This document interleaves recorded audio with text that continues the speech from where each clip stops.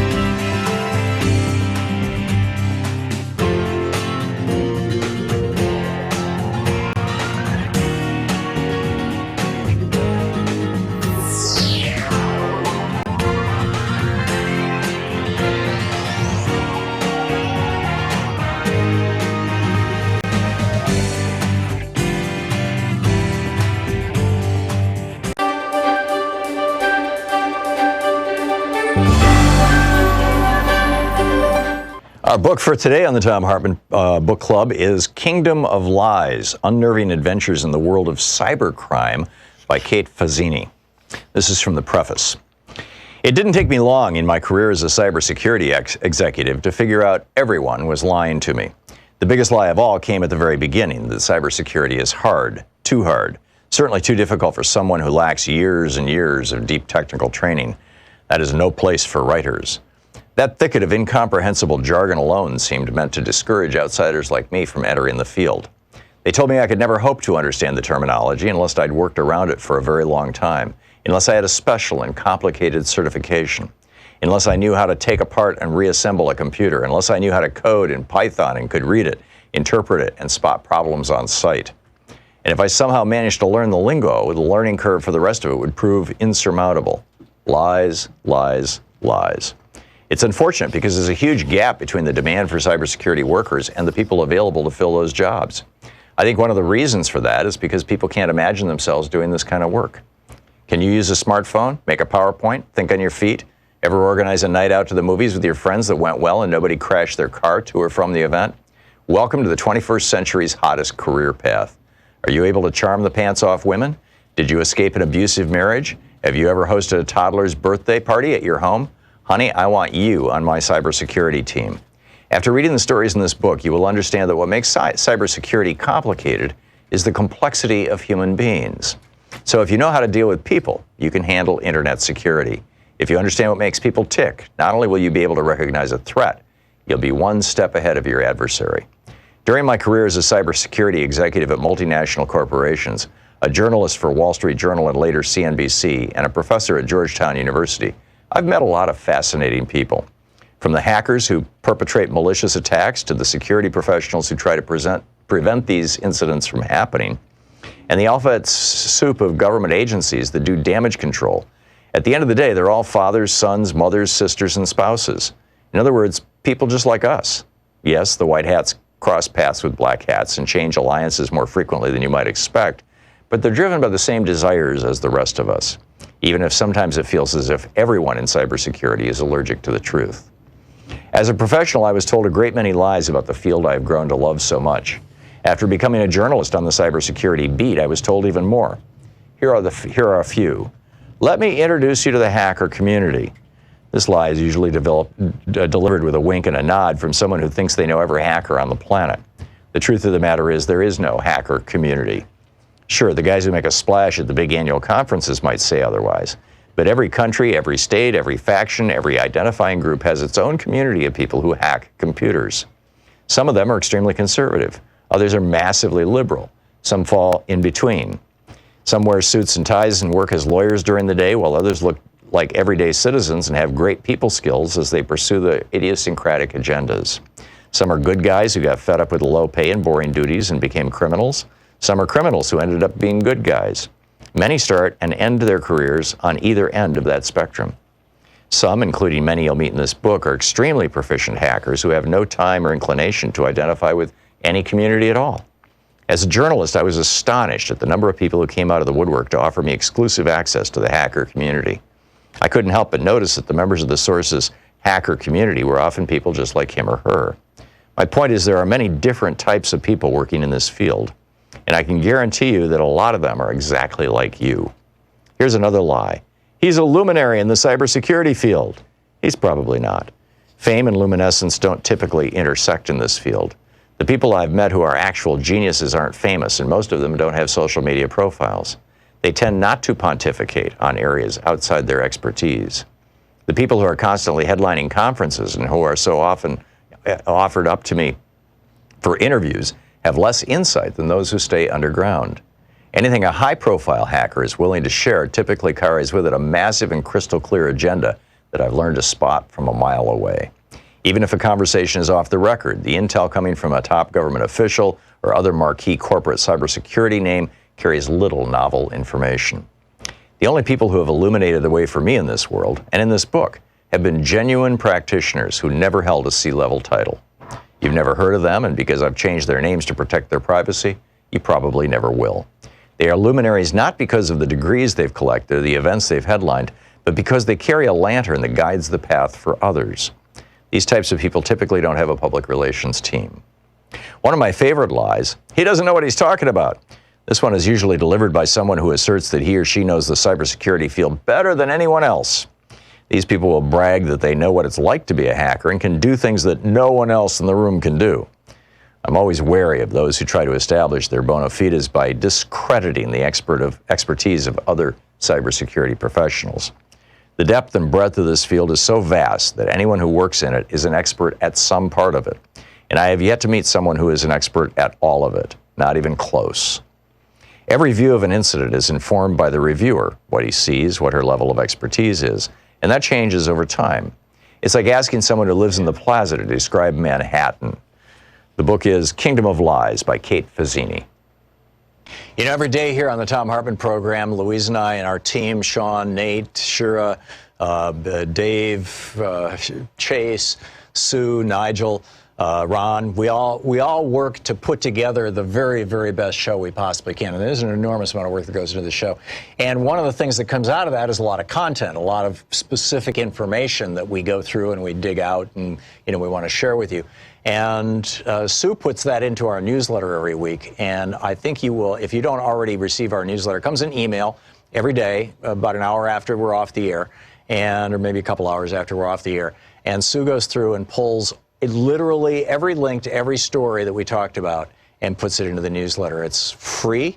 We don't sell a list or anything. You complete safety and security. There's no charge. There's no nothing. Just, plug in your email address over at thomhartmann.com.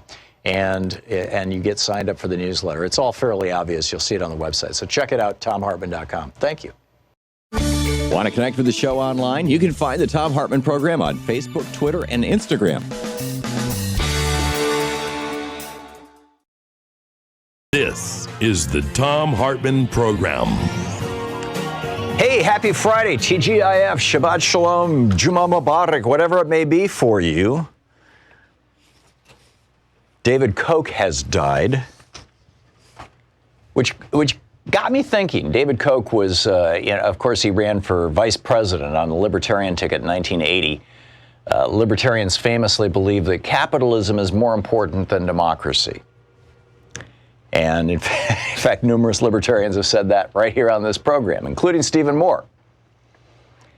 And so, anyhow, this got me thinking about the stepping stones or the milestones on the path to oligarchy here in the United States. David Koch certainly played a role in that, as does his brother Charles on an ongoing basis, kind of making American politics safe for oligarchy.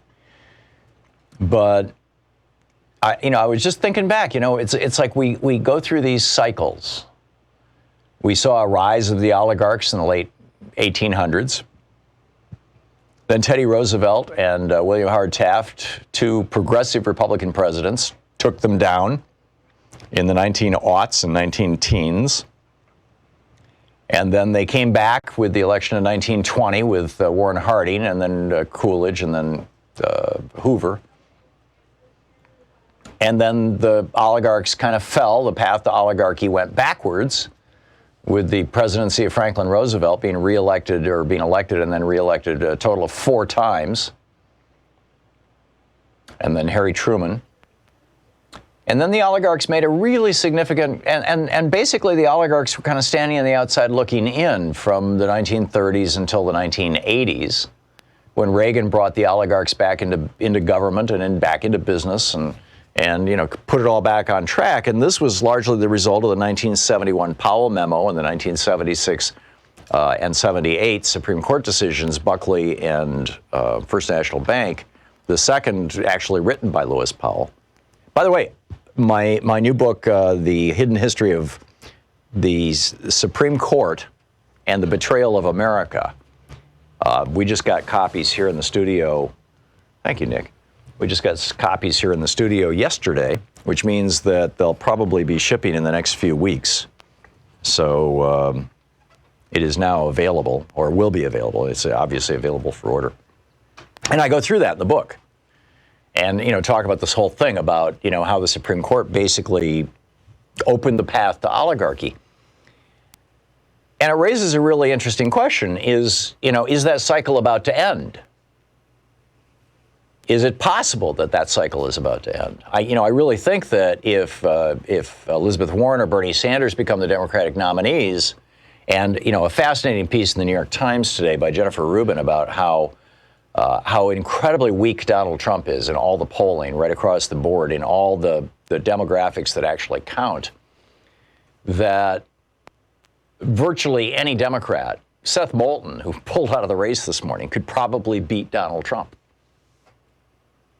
So, assuming that Trump is going to be the nominee, and assuming, and that's not necessarily a safe assumption, I'm going to get to that in just a second, but assuming that he's the nominee, Democrats should pick whatever nominee they want for their party, we want for our party, that we think will actually bring us back to the values that the Democratic Party was founded on, or not necessarily founded on, but certainly, established itself in the modern era in the 1930s with the Franklin Roosevelt administration, which, in my opinion, of course, would be one of the two very strong progressives, Bernie or Elizabeth Warren. But others may be moving. Well, I actually seem to be moving in that direction. And this could give oligarchy a run for its money. But speaking of Donald Trump being on the ticket, let me throw a curveball, and just an absolute screaming curveball. Last night at the Tampa Convention Center, there was a Women for Trump rally. And Kellyanne Conway and Nikki Haley were there. And this was just a couple days after Nikki Haley had said that there were false rumors surrounding her relationship with Mike Pence, not suggesting that he was, being unfaithful to Mother, but rather that they didn't get along. And she said, that's a false rumor. She said, he's been a loyal and trustworthy vice president, and he has her complete support. Now, this is really interesting because at the same time, Kellyanne Conway is tweeting, yes, Mike Pence is definitely, quote, will be on the ticket, promise. Which is causing me to wonder, is a palace coup underway? I mean, the Republicans have to be looking at this just like all the rest of us are, and realizing there's no way that Donald Trump is going to get reelected president. The guy is like, he's getting more incoherent every day. He's an embarrassment to the Republicans. He's going to lose in like no president in the history of America has ever lost. So the adults in the room, in quotes, the billionaires and the oligarchs are, in my opinion, they're going to step in and say, Trump can't be on the ticket.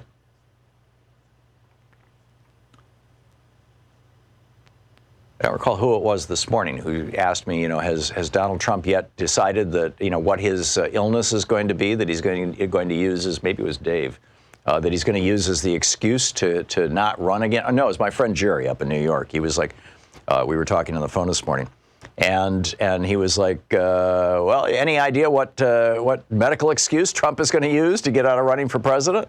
And I was like, wow, that hasn't occurred to me. But it looks to me like Nikki Haley and Mike Pence are working something out. And if the nominee on the Democratic side is Elizabeth Warren, a woman, or even Bernie Sanders, a very pro-feminist man, on the Republican side, if they keep Mike Pence on as vice president and Nikki Haley becomes the nominee for president, or it becomes Mike Pence and Nikki Haley as VP, that could give the Democrats a real run for their money. Putting a woman on the ticket, a woman of color on the ticket. And she is good. Nikki Haley is good. And she has, she was in the Trump administration and she got out unsullied. So I don't know where this is going. I honestly don't. I'm just speculating. But I find it absolutely fascinating. By the way, it's Anything Goes Friday, so I'm just following a few of the rabbit holes that that I've been going down in my mind here over the, since we last spoke yesterday. But I think these are interesting questions. So, if you have thoughts on that, I'd be happy to hear them. Or, if you want to call and talk about Area 51, that's fine too. The note that I put up on Facebook this morning, every day Louise and I try to do something to think about. And the one from this morning was, as the Amazon is on fire and the Democratic Party refuses to hold a debate focused on climate change, an Australian think tank has come out with a report suggesting the possibility that climate change could destroy human civilization within as little as 30 years. Now, just think where you'll be 30 years from now. Climate change has already destroyed civilization in Syria, I wrote this morning. And by the way, it's taking a chunk out of Guatemala right now. As it expands across the planet, it could take the rest of us with it. Considering this chaotic possibility, governments need to reconfigure both their political and their military positions to radically reduce the chance of nuclear disaster and focus on completely decarbonizing our economy. This is a massive project and absolutely necessary, literally reconfiguring the world in order to save humanity. Bernie came out with his $15 trillion climate plan yesterday. Very ambitious. It not only pays for itself, but it creates millions of jobs. I think it's brilliant. Elizabeth Warren has a plan that's not as ambitious as Bernie's, but it moves in the same direction. And I'm sure other of the Democratic nominees have as well. But, increasingly, in my opinion, it's looking like our nominee is either going to be Joe Biden, Elizabeth, or Bernie. I mean, we'll see. It's possible it'll be somebody else, but those are the clear front runners, and everybody else is either fighting for vice president or trying to raise their visibility so they can run for the Senate or, ensure a spot for themselves as a commentator on Fox News or MSNBC or something. I mean, everybody seems to have an agenda these days. But anyhow, we'll get to your calls. It's like I said, it's Anything Goes Friday. The lines are filling up. We'll get to your calls in just a moment. But wouldn't it be interesting if Trump pulls off the ticket, basically? If my friend Jerry is right. I think it could be fascinating. I think it could be also very dangerous. Nikki Haley and Mike Pence, they have a chance. We'll be back at 16 minutes past the hour. This is the Thom Hartmann Program. It's Anything Goes Friday. Oh, and on my stepping stones or milestones on the path to oligarchy, if I missed any points, I'd love to hear your thoughts on that, other major events.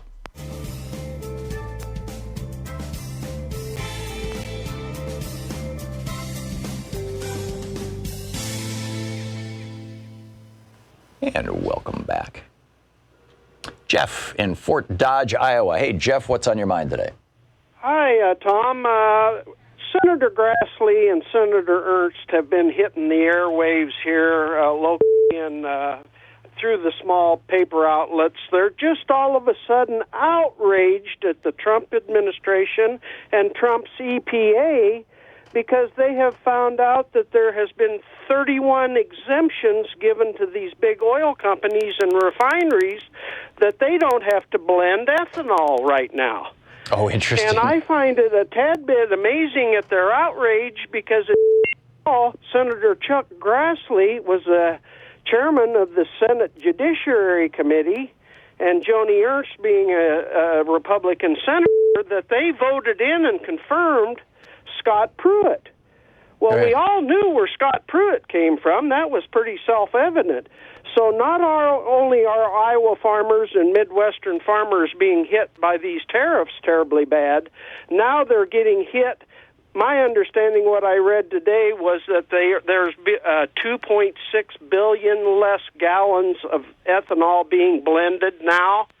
So now they're being hit by the ethanol industry. So this is the Iowa corn farmers who are growing corn for ethanol, in other words. Yeah. Most of these farmers take it to the elevator, and then it was loaded on trains and shipped to the coast or to the barges on the rivers. Mm-hmm. And now most of it goes right from the field to local ethanol industries. Right. It's taken right there. So, there's going to be, I heard that there was one in Indiana that was closed down, an ethanol plant, and they blame it on Trump's EPA. Already it's starting to take effect. So wow. I'd like for you to speak out, because Joni Ernst is up for re-election. Yeah. So I'd like to... Who's running against her, Jeff? I don't know this fella's name, gentleman. Haven't heard, and that's kind of what's sad. I have heard very little about him. Well, we really don't know is there going to be a Democratic primary, or is there an heir apparent? Is there an obvious? I think there's a primary. I think maybe there's 2 or 3 people running for her on the Democratic ticket. Yeah. But to me, Chuck Grassley and Senator Joni Ernst are just as complacent with this as Donald Trump and Scott Pruitt were. Yeah, I think you're right. Fascinating. By the way, is that call waiting coming on your end or on mine? It might be yours, or I'm not hearing it on mine. Oh, that's interesting. Huh. Okay.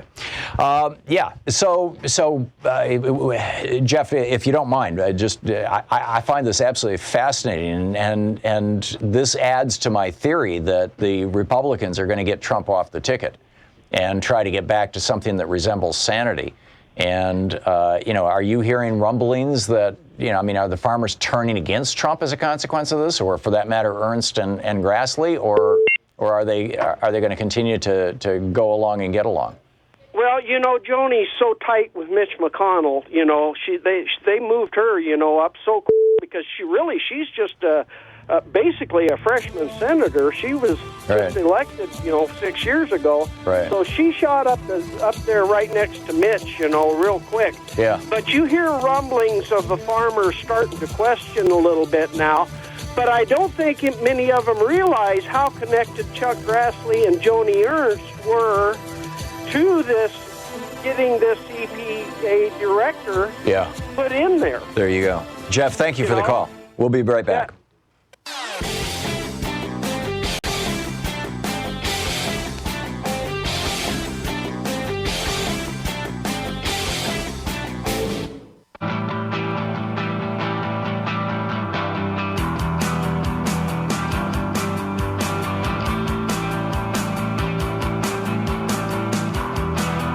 This hour brought to you by Phone.com. Welcome back. Thom Hartmann here with you. And it's Anything Goes Friday, so let's get into it. Steve in Napa, California. Hey, Steve, what's on your mind?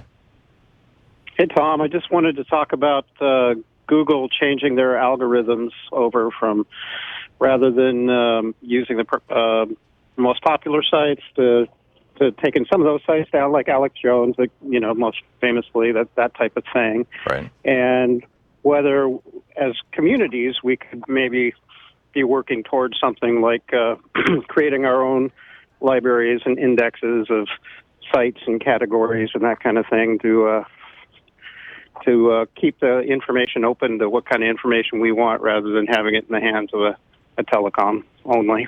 Yeah, or a giant corporation. Right. We are so far into monopoly in the United States right now. Until government steps in and starts saying, wait a minute, you could do this, but you can't do that, right? I don't see any way to take on any of these big companies, whether it's Google or Facebook or Twitter or whatever, and the various social media companies. There are alternatives to Facebook, Vimeo, and things like that, but none of them even scratch the surface in terms of market share. So, or were you suggesting that we simply build websites and point to? And point to YouTube. I've done some work on my own in that regard. Just trying to get, it's kind of hard stories that really encapsulate everything real clearly. Yeah. But I think it is a doable project, and I think there are a lot of people out there that are really kind of lost in terms of what to do constructively. And I think going back to the community level, and you can even create some discussion forums that hopefully are civil, and you can be a little more confident that it's not a corporate Russian bot or that kind of thing if you have the right, ideas in place to secure for that who you're talking to. Yeah. Putting together a directory of some kind seems like a good idea. Steve, thanks for the call. My apologies for the beep. We have, we'll get into that later. Let's see here. Colleen in Long Island, New York. Hey, Colleen, what's on your mind today? Colleen? I am not hearing Colleen. Let's try Frank in Thompson Falls, Montana. Hey, Frank, you're on the air. Yeah, I was just wondering, how does a person temper their rage against the Trump administration and carry on a productive life? I mean, it's getting to the point of being ridiculous, and I've done from, write poetry, ride my motorcycle, go fishing, try to alienate myself from the Trumpsters, but living in the middle of Trump land, it's like almost impossible. Yeah. Plus, I was kind of curious on why there aren't more people like the people in Hong Kong, protesting in the streets. Here in the United States. Correct. Yeah, that's a good question. and people protesting the Trump administration. I think it's like we've got. Frankly, I think what a lot of it was that we all thought that the Mueller report was going to take down Trump. That was going to be the end of it. But, obviously it didn't. Bill Barr got in there, and Frank, thank you for the call. Bill Barr got in there and said, nothing to see here. Donald Trump is fine. There was no collusion. There's no, and, of course, Bill Barr, our attorney general, lied to us. But, what can you do?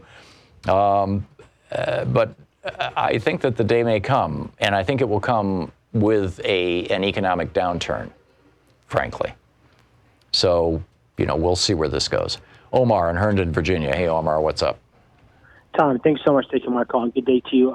Tom, your comment earlier by Nikki Haley, I think that's a very good point because she was the first one to leave the Trump administration. Yeah. Yeah, she was the first one, and I think she always had ambition. I think she's always wanted to be president or senator or something. She's very ambitious. I mean, she became the governor of South Carolina, as I recall, or North Carolina, one of the Carolinas. Yeah. South Carolina. Yeah. Go ahead. And Tom, what I want to talk about in terms of what is the deadline? Okay, for example, if we don't impeach Trump by this date, it's too late. There is no deadline. The simple fact of the matter is that he is not going to be removed from office by the Senate. And that's why I keep saying they should just go ahead and impeach him in the House and not even refer it to the Senate and simply let it be a record for history that you don't do this when you're president. And we don't nominate or elect these kinds of people for president. Exactly. And I think also put a stain on his record and let us all participate in the impeachment by voting him out in 2020. So everybody would have an opportunity to vote for impeaching him by removing him from office by the election. Let the election be the impeachment, where all the citizens participate. Well, I think the election is going to be functionally an impeachment, and this is assuming that Trump makes it through to the election. I mean, he's got people now who want to challenge him in a primary. Bill Weld, and actually there've been like 3 of them now, and The most fascinating possibility is that Mike Pence and Nikki Haley behind the scenes are working it out to shuttle Trump off to the side. That's going to be real interesting. You're listening to the Thom Hartmann Program. Call 202-808-9925. And that could play out like the NRA thing, where if you're going to take on the king, you've got to topple the king, right? This is Wayne LaPierre. Trump could do the same thing to his own party.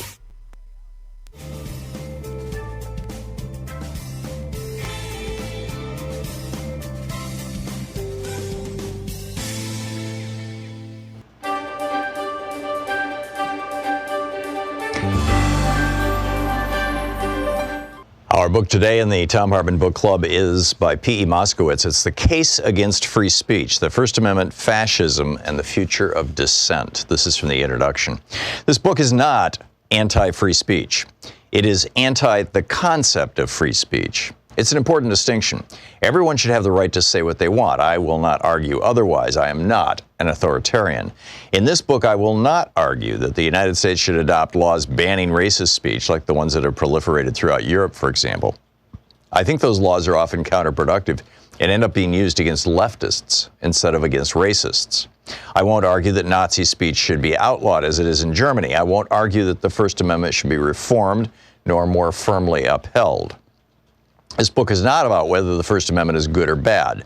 This book is about why the First Amendment is nearly irrelevant, except in its power as a propaganda tool.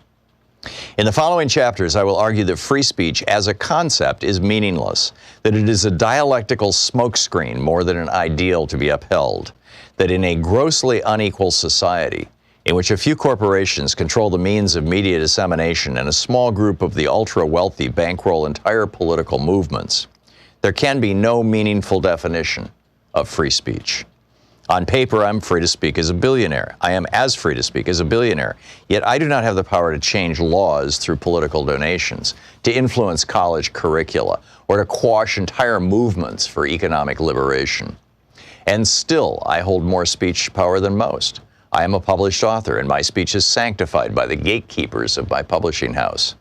Therefore, the path to free speech, I will argue, has less to do with a law about speech, or many laws, than with ending racism and inequality. Throughout U.S. history, disparate groups have claimed to cherish free speech more than their enemies. Unionists in the 1920s saw free speech as synonymous with striking and ultimately class revolution. Today, conservatives are the group to most often shroud their politics in free speech, arguing that any silencing or protesting of their speech runs counter to U.S. values of freedom and liberty for all. But as I hope to prove in this book, free speech has never really existed, because freedom and liberty have never really existed for the vast majority of Americans.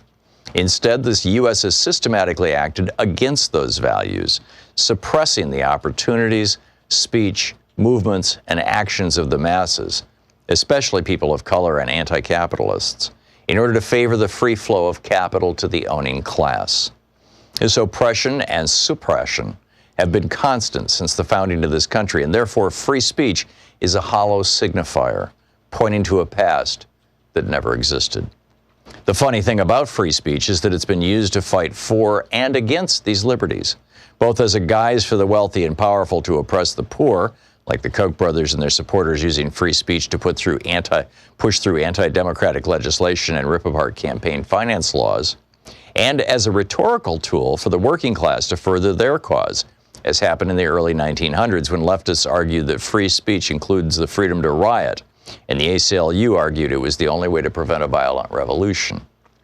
I don't argue that one definition of free speech is more legitimate than the other, but that they are all relatively empty signifiers, hiding more tangible structures of power and ideas underneath them. So why write a book on free speech if I think the term is essentially meaningless? Because the concept holds so much weight in our country. We argue endlessly about whether it's being trampled on, whether college students hate it, whether the government is adequately upholding it, but we rarely ask what free speech is, or how we got to the free speech crisis we supposedly face today. When you scratch the surface of conversations over free speech, you find more difficult issues underneath. It's much easier to talk about the ability of conservatives to speak on college campuses than about the systemic racism, sexism, and transphobia college students experience. And those are the things that students who protest campus visits by right-wing conservatives are actually fighting against. It's easier to fantasize about a country that values free speech than to grapple with the fact that we place so much emphasis on free speech while jailing dissidents and allowing tens of millions to live in poverty. What is free speech to someone who works 60 hours a week and has no time nor any platform to use their supposed right? There is relatively little literature and philosophy on free speech, despite the fact that it has been in constant contention since the founding of this country. Even the legal history of the First Amendment is sparse for something so foundational to the values of our country. A few have seriously grappled with ideas of what free speech does and does not mean, most notably literary theorist Stanley Fish, who has argued that the term does not mean much at all. Leftists like Noam Chomsky have written about free speech tangentially in their explorations of media as a propaganda tool. Most history books on speech are written as hagiographies, unquestioning the intent of the Founding Fathers and their morals, with a few notable exceptions, such as Laura Weintraub's The Taming of Free Speech. I don't intend to fill the yawning gap of research history and philosophy. This is not a definitive account of free speech, but a necessary intervention, prodding us to be more critical of the term, and maybe along with it, of the other lofty concepts we must hold near and dear. The case against free speech. Want to connect with the show online? You can find the Thom Hartmann Program on Facebook, Twitter, and Instagram.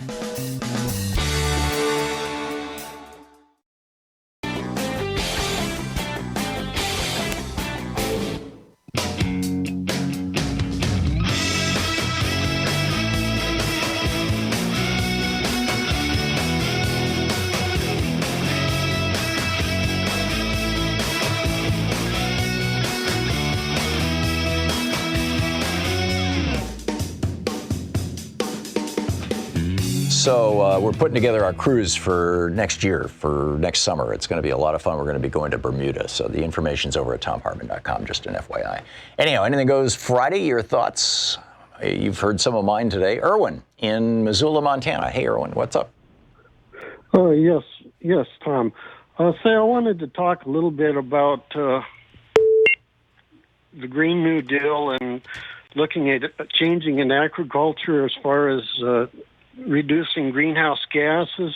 Mm-hmm. There's one, and across the country and in territories like Puerto Rico, there are conservation districts. Nearly every county has a conservation district. Even major cities will be within that, and a lot of these, they have meetings every month or every other month, and the public is welcome to come to them. It's a good place for people not in agriculture to come talk to people that are in agriculture. Mm-hmm. And so I just wanted to put that word out in case it was new to anyone. Okay, great. Well, Erwin, thank you very much. I appreciate the information and the heads up. John in Seattle. Hey, John, what's up? John? I'm not hearing John. Let's try Richard in Naples, Florida. Richard, you're on the air. Oh, hi, Tom. Hey, listen, I just enjoy listening to you all the time, but today is kind of special for some reason. I feel like we're on. I admire you so much, and I just want to let you know that. Thank you, Richard. Anyhow, what'd you call it? Really, you had kind of hinted at the idea of having Bernie Sanders and Elizabeth Warren as the candidates, and I don't think you were expressing that in any. No, it was an or, not an and. But it just seems like such a good blend, those two, and. I think having two women on the ticket would be good as well. But, if it's going to be Elizabeth and Bernie, I don't know which one of those should be considered the presidential candidate. Yeah. I'd like your thoughts on that. And also that book that you've written. I happen to be a lawyer, and I enjoy constitutional law very much.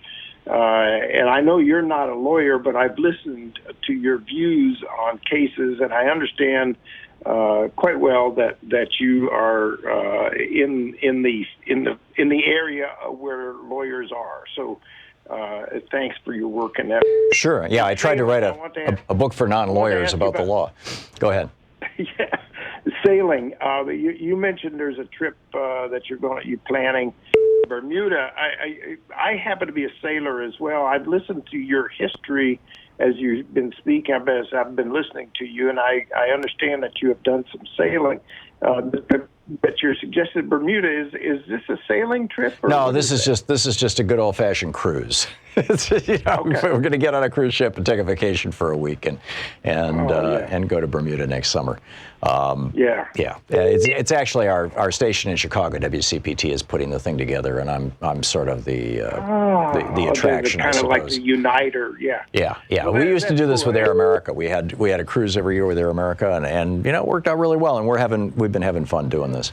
But Richard, to your specific questions, if I may, get right to the issues please. here. I think that either Bernie Sanders or Elizabeth Warren would make a great at the top of the ticket, and it appears that if you add up all the Sanders supporters and all the Warren supporters, if you look at the polls and you add those two together, it is larger than the support the support for Joe Biden, who is perceived as the guy in the middle who should balance them. You gotta like Joe Biden, but his time. I love Joe Biden. I think he's a good guy, but and I don't want to. Actually, I don't want to diss him. Whoever's our nominee is going to be our nominee, and that's go blue no matter who. But the point, and Richard, I got to move along. But thank you for the call. I think the point was that at least this piece by Jennifer Rubin in today's New York Times suggesting that Trump is so weak right now that pretty much any Democrat could beat him, which means, hey, why not go for broke? Why not actually get a real Democrat? A Democrat who has the same values as Lyndon Johnson, who rolled out Medicare and intended for it to be for everybody. Or Franklin Roosevelt, who said that we should have a second Bill of Rights that guarantees the right to a job, that the government will provide a job in the event that the capitalism doesn't or fails or collapses, the right to housing, the right to food, the right to medical care. I mean, this is Franklin Roosevelt's proposal in 1944. So, why don't we take that kind of stuff seriously? Anyhow, Josh in Redmond, Washington. Hey, Josh, what's on your mind? Hello. What would it take to mobilize people to get to the White House and actually manifest like they did in Puerto Rico and Hong Kong? Maybe that will work. I'm just saying, if people can play Pokemon Go, they can do stuff. And they can present themselves and do this. So you're calling for people to be in the streets protesting the Trump administration? Is that my understanding of what you're saying, Josh? You remember 2 years ago when everybody was saying, oh, Trump was not a good idea? It's been 2 years. Yeah. And it's not, it's not going better. Yeah, no, people are playing. Yeah, and I remember the Women's March, and it was a good thing. It was a good thing. I'm with you. The question is, how do you make that happen? Kieran in Lindenhurst, New York. Hey, Kieran, what's up? Hi, Tom. I wanted to ask you, I heard some time ago you talking about Medicare, and that if you applied for any of these other, outside services, Empire Health or something like that, that you were explicitly opting out of something within Medicare. And I can't remember those details. I was hoping you could elaborate for me. Sure. There is Medicare Parts A and B, and then C, and then D, okay? A and B are I get them mixed up, so I might be backwards on this, but I'm pretty sure that A covers all your expenses when you go into the hospital, and B covers all your expenses with your doctor and lab visits and things like that, okay? And it might be backwards, but so A and B is basic core Medicare. And as I recall, it's Part B. It only covers 80% of your expenses. So you can buy a separate insurance policy called a Medigap policy from a private insurance company that fills in that 20%. Medicare Type C is something that was rolled out in 2005, as I recall, or maybe 2003. It was during the Bush administration. And it was, as was Medicare Part D. And Medicare Part C is privatized Medicare. It's not really Medicare. You are opting to buy a private health insurance policy from a private health insurance company. Most of them are for-profit. There are a few that are not for-profit, Kaiser, for example. And that policy, when you have claims against that policy, the government reimburses the company for those claims. And that's where all this fraud is coming in, is all these for-profit companies are submitting claims to the government that aren't actual claims. They found millions and millions and millions of dollars of fraud in that program. It's called Medicare Advantage. And so if you're on Medicare Advantage, you have opted out of Medicare. You don't have the protections of Medicare. You just have this private insurance policy. And you can opt back into Medicare, but I think you have to wait until the next year, until the next November, in order to do that. And then Medicare Part D pays for your drugs, but it stops at around $2,500 and then picks up again around $6,000. And so you can buy policies that fill in that donut hole. And that's the one, Medicare Part D, also during the Bush administration. These were two attempts by the Bush administration to destroy Medicare, to privatize Medicare. Medicare Part D, the law says that that Medicare itself cannot negotiate with drug companies for prices. They have to pay full retail, whatever the drug companies say. And that's probably the principal driver of this explosion in pharmaceutical prices. So, make sense, Kieran? Lots of process there. Yeah, okay. Yeah, good. Okay, I'm glad that was useful. Catherine in McKinley, Illinois. Am I saying that right? Catherine? Yes, McHenry. Oh, okay. Hello, Tom. Good morning. So good to talk to you again. I called you once and talked about my grandfather dying in a massacre done by Soviets. Listen, I've been trying for a week. Give me a few minutes. Humor me.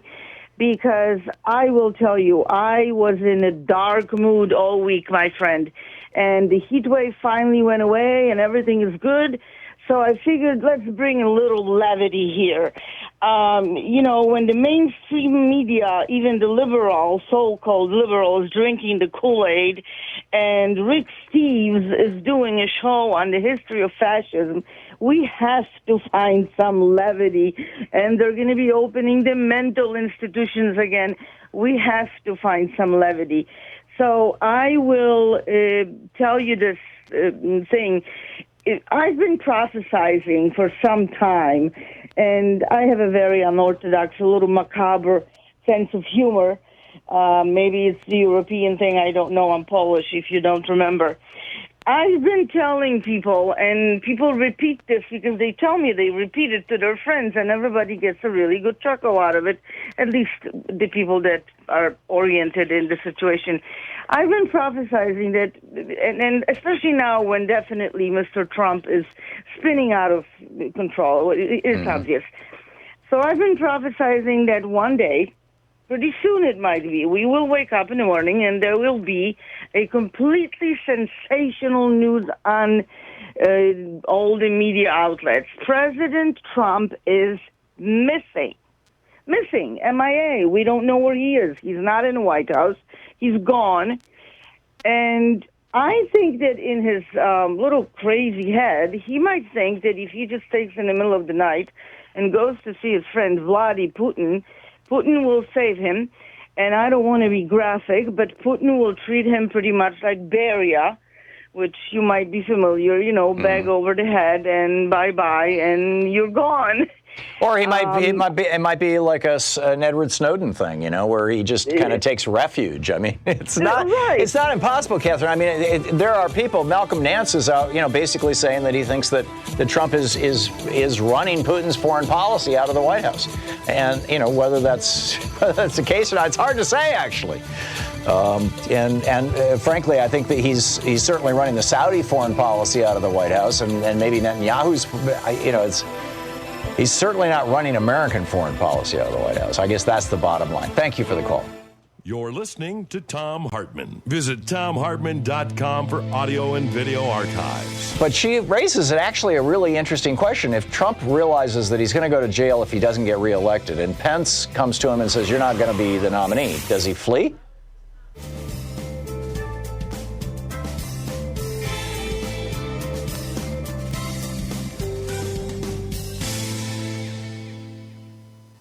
Hey, I'm studying for my part tomorrow with the crew at the Opera Theater, Oregon. This is going to be a hoot.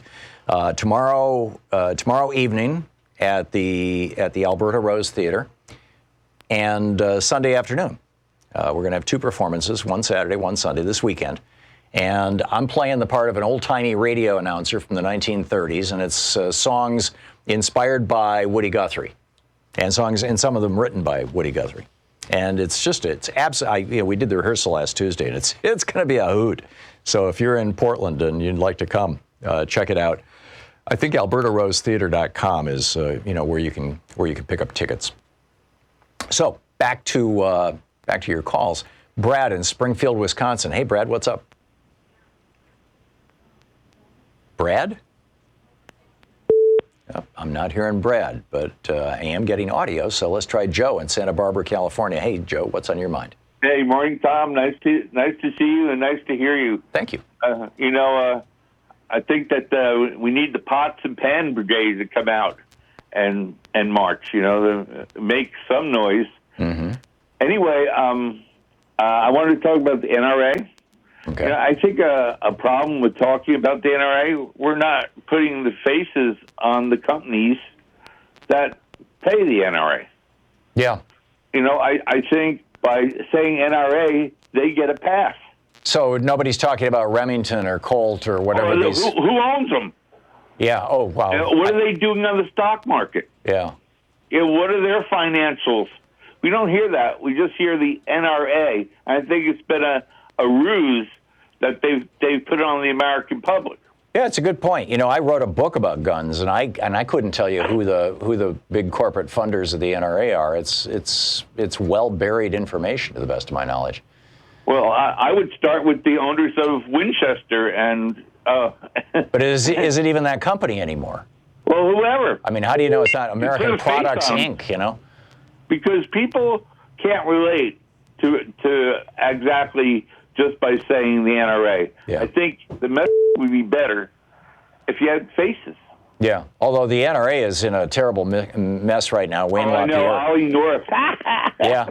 Well, Ollie North is going to be the one who takes it down. It's like Wayne LaPierre. The reason I think that these members, he had 2 members resign from the board day before yesterday, and initially I thought, oh my God, they saw Rachel Maddow's piece on Wayne LaPierre's, $50,000 clothing wardrobe or something like that. But on reconsideration, I mean, Wayne LaPierre is the last man standing. He's the one who's still hanging around there. And, increasingly, I'm thinking that people who are leaving the board and law firms that are being fired and all this stuff, these were the people who were willing to participate in a coup against Wayne LaPierre. And he's now saying, okay, you tried to kill the king, you didn't succeed, the king's going to kill you. And metaphorically speaking. Rome is still alive, right? I mean. Rome is still alive, did you say?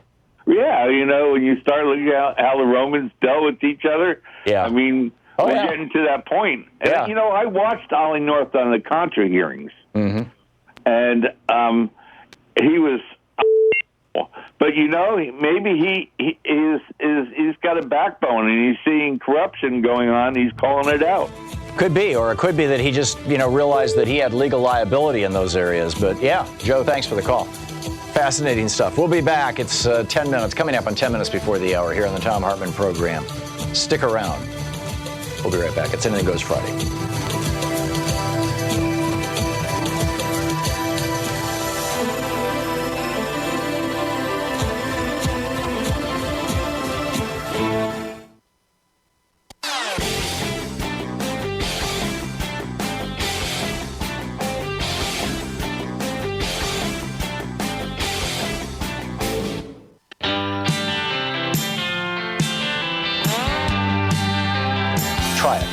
Welcome back. Johnny in Lamarck, Texas. Hey, Johnny, what's on your mind?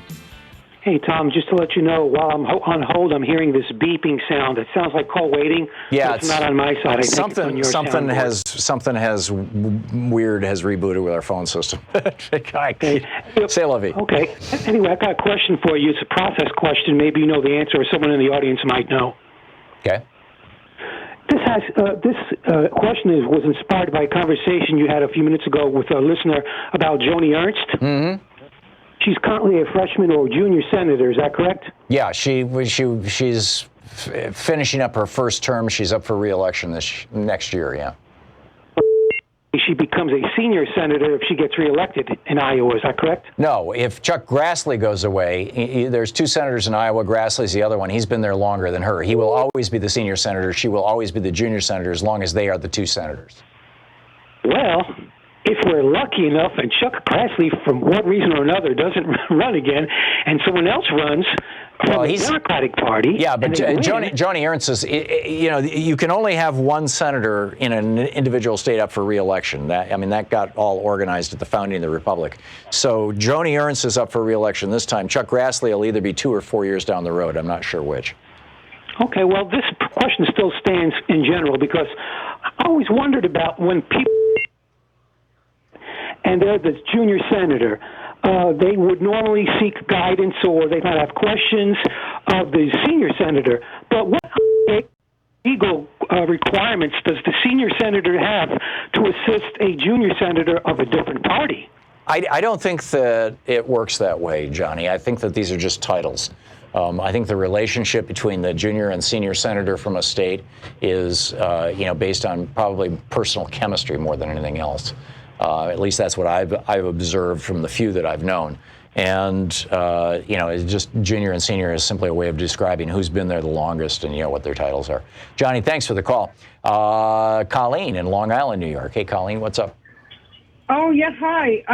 I've been hearing this call waiting beep myself, and it's driving me a little bit crazy. Yeah, me too. We're on the phone with our phone company trying to fix it right now. Okay, so. I have an article that's in a local paper that's out here in the East End, which is the Hamptons, let's say. Mm-hmm. And the subtitle is Death by Windmill. And the title is, Could Coal Stop Windmill Scurvy? Following powerful scientific evidence delivered in a White House memo and at the behest of the Special Earth Force team dispatched to South Fork this week, the Hamptons Police Department is cordoning off all windmills between Southampton and Montauk. According to a presidential report, it is likely the 100-plus-year-old windmills have been blowing scurvy across the Hamptons villages and hamlets for decades. This is Colleen. This is a satire site. Scurvy is scurvy is a disease that you get from not having enough vitamin C. I know, but it gets better. Each of our historic windmills is undergoing measures to encase the structures in plastic, which has been specially newly synthesized scurvy-catching plastic, according to the scientific officer of the police department. This is a satire, Colleen. This is not real. Until we figure out how to safely power them with coal and other fossil fuels, we cannot risk any wind-powered negatively impact the health of this community. Right. Carbon is regularly used to filter impurities out of the air and water, so it only stands to reason that the use of carbon-based fuels and products and the smoke and gases they often emit would do wonders for cleansing our air and keeping carcinogenic free radicals and disease out of the environment. Now, wait. Further, this has got to be Eddie Borowitz, right? No. This is a magazine called Dan's Papers, and everybody in the Hamptons reads Dan's Papers. Uh-huh. Further, says this scientific officer, I won't give his name, says the solar panels could contribute to leprosy and Spanish flu. I just had to share that with you because I read that and thought, when has science left the building? Yeah. I mean, yeah. Now, I wonder if that's the paper that Trump read and he thought it was true. I mean, that is absolutely. No, but they are actually constructing these I want to say these frames around with the scurvy catchers. No, I'm not buying that. I mean, it may be that. Wow, who knows? But even if it's not true, let's say it's not true for the sake of argument. Sure. People out here are, Southampton is the most expensive real estate in the country, right? And people out here really buy into this. But presumably, the majority of people in Southampton have college educations. I mean, they don't care. If Trump says it must be true. If it came from the White House and Trump is in the White House, it must be true. Yeah, well, it was Trump the other day who said that windmills cause cancer, not scurvy. Well, now we have scurvy, and then solar panels cause scurvy. I mean, leprosy. So everybody in the Hamptons needs to suck on a lemon every Friday afternoon, right? I mean, that's literally what the sailors used to do. They would take lemons and limes on the ships, and once a week you had to suck on one. Yes, I know, because my father was in World War II, and he said they used to call them limeys because of the fact that they had scurvy as a result of not having enough. Right, they had to suck on the limes to prevent scurvy. Yeah, absolutely. Right, Colleen, I got to run, but thank you for the call. Thanks for a great laugh. We'll be back. It's Anything Goes Friday on the Thom Hartmann Program. You're listening to Thom Hartmann.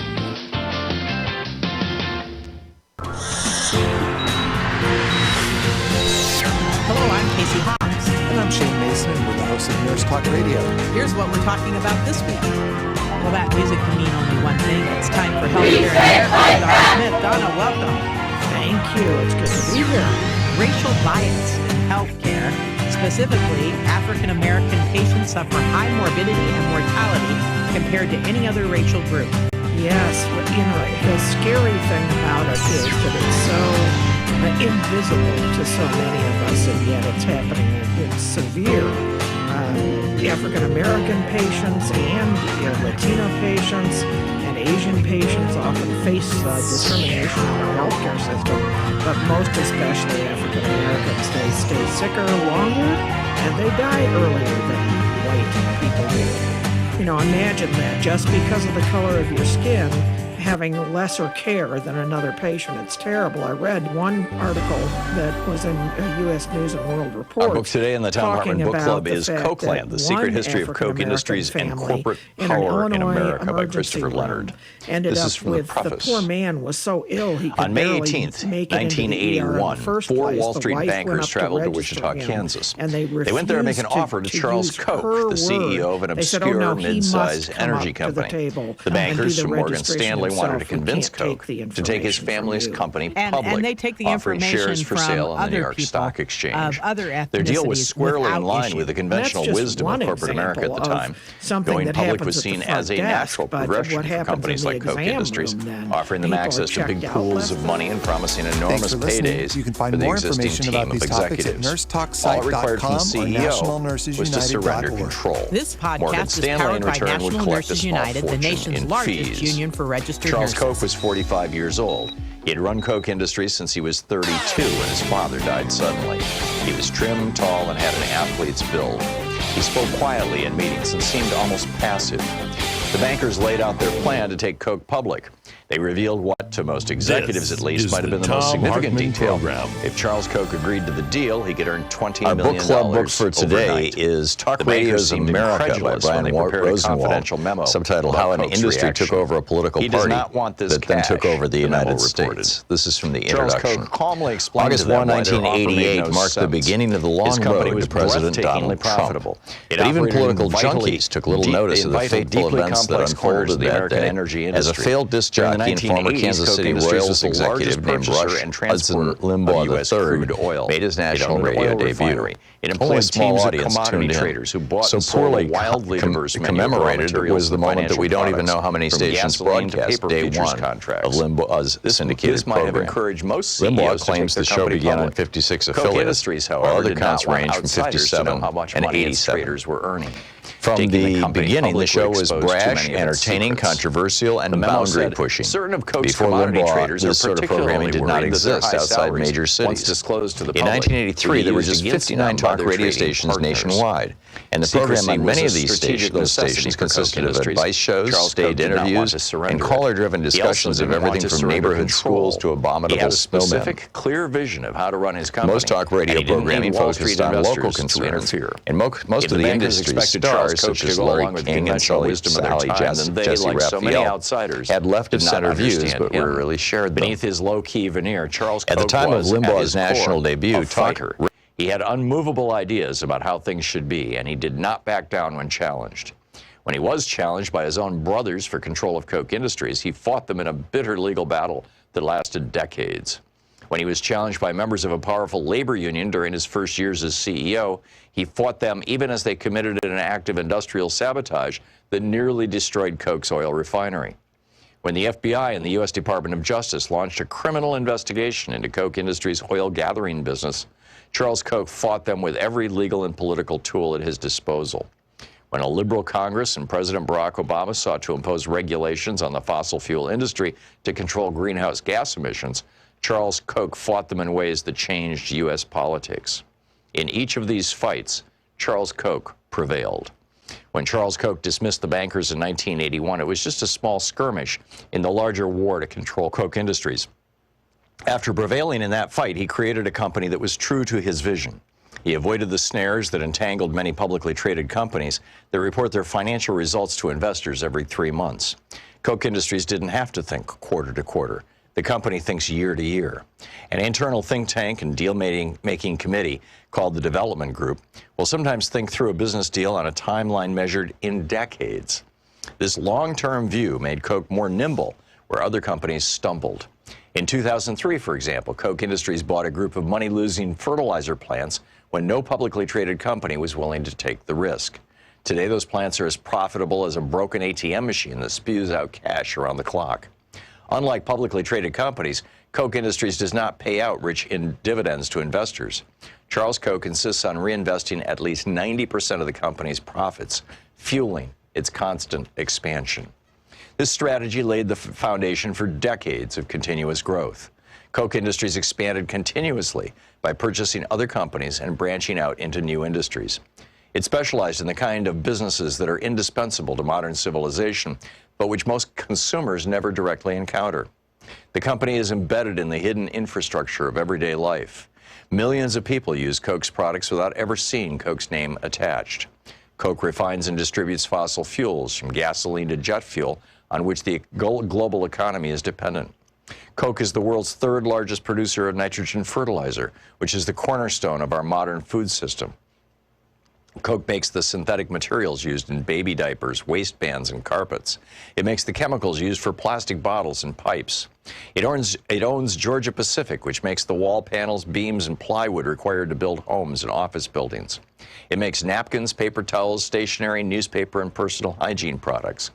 Koch Industries owns a network of commodities trading offices in Houston, Moscow, Geneva, and elsewhere, which are the circulatory system of modern finance. The book, Kochland, by Christopher Leonard. Want to connect with the show online? You can find the Thom Hartmann Program on Facebook, Twitter, and Instagram.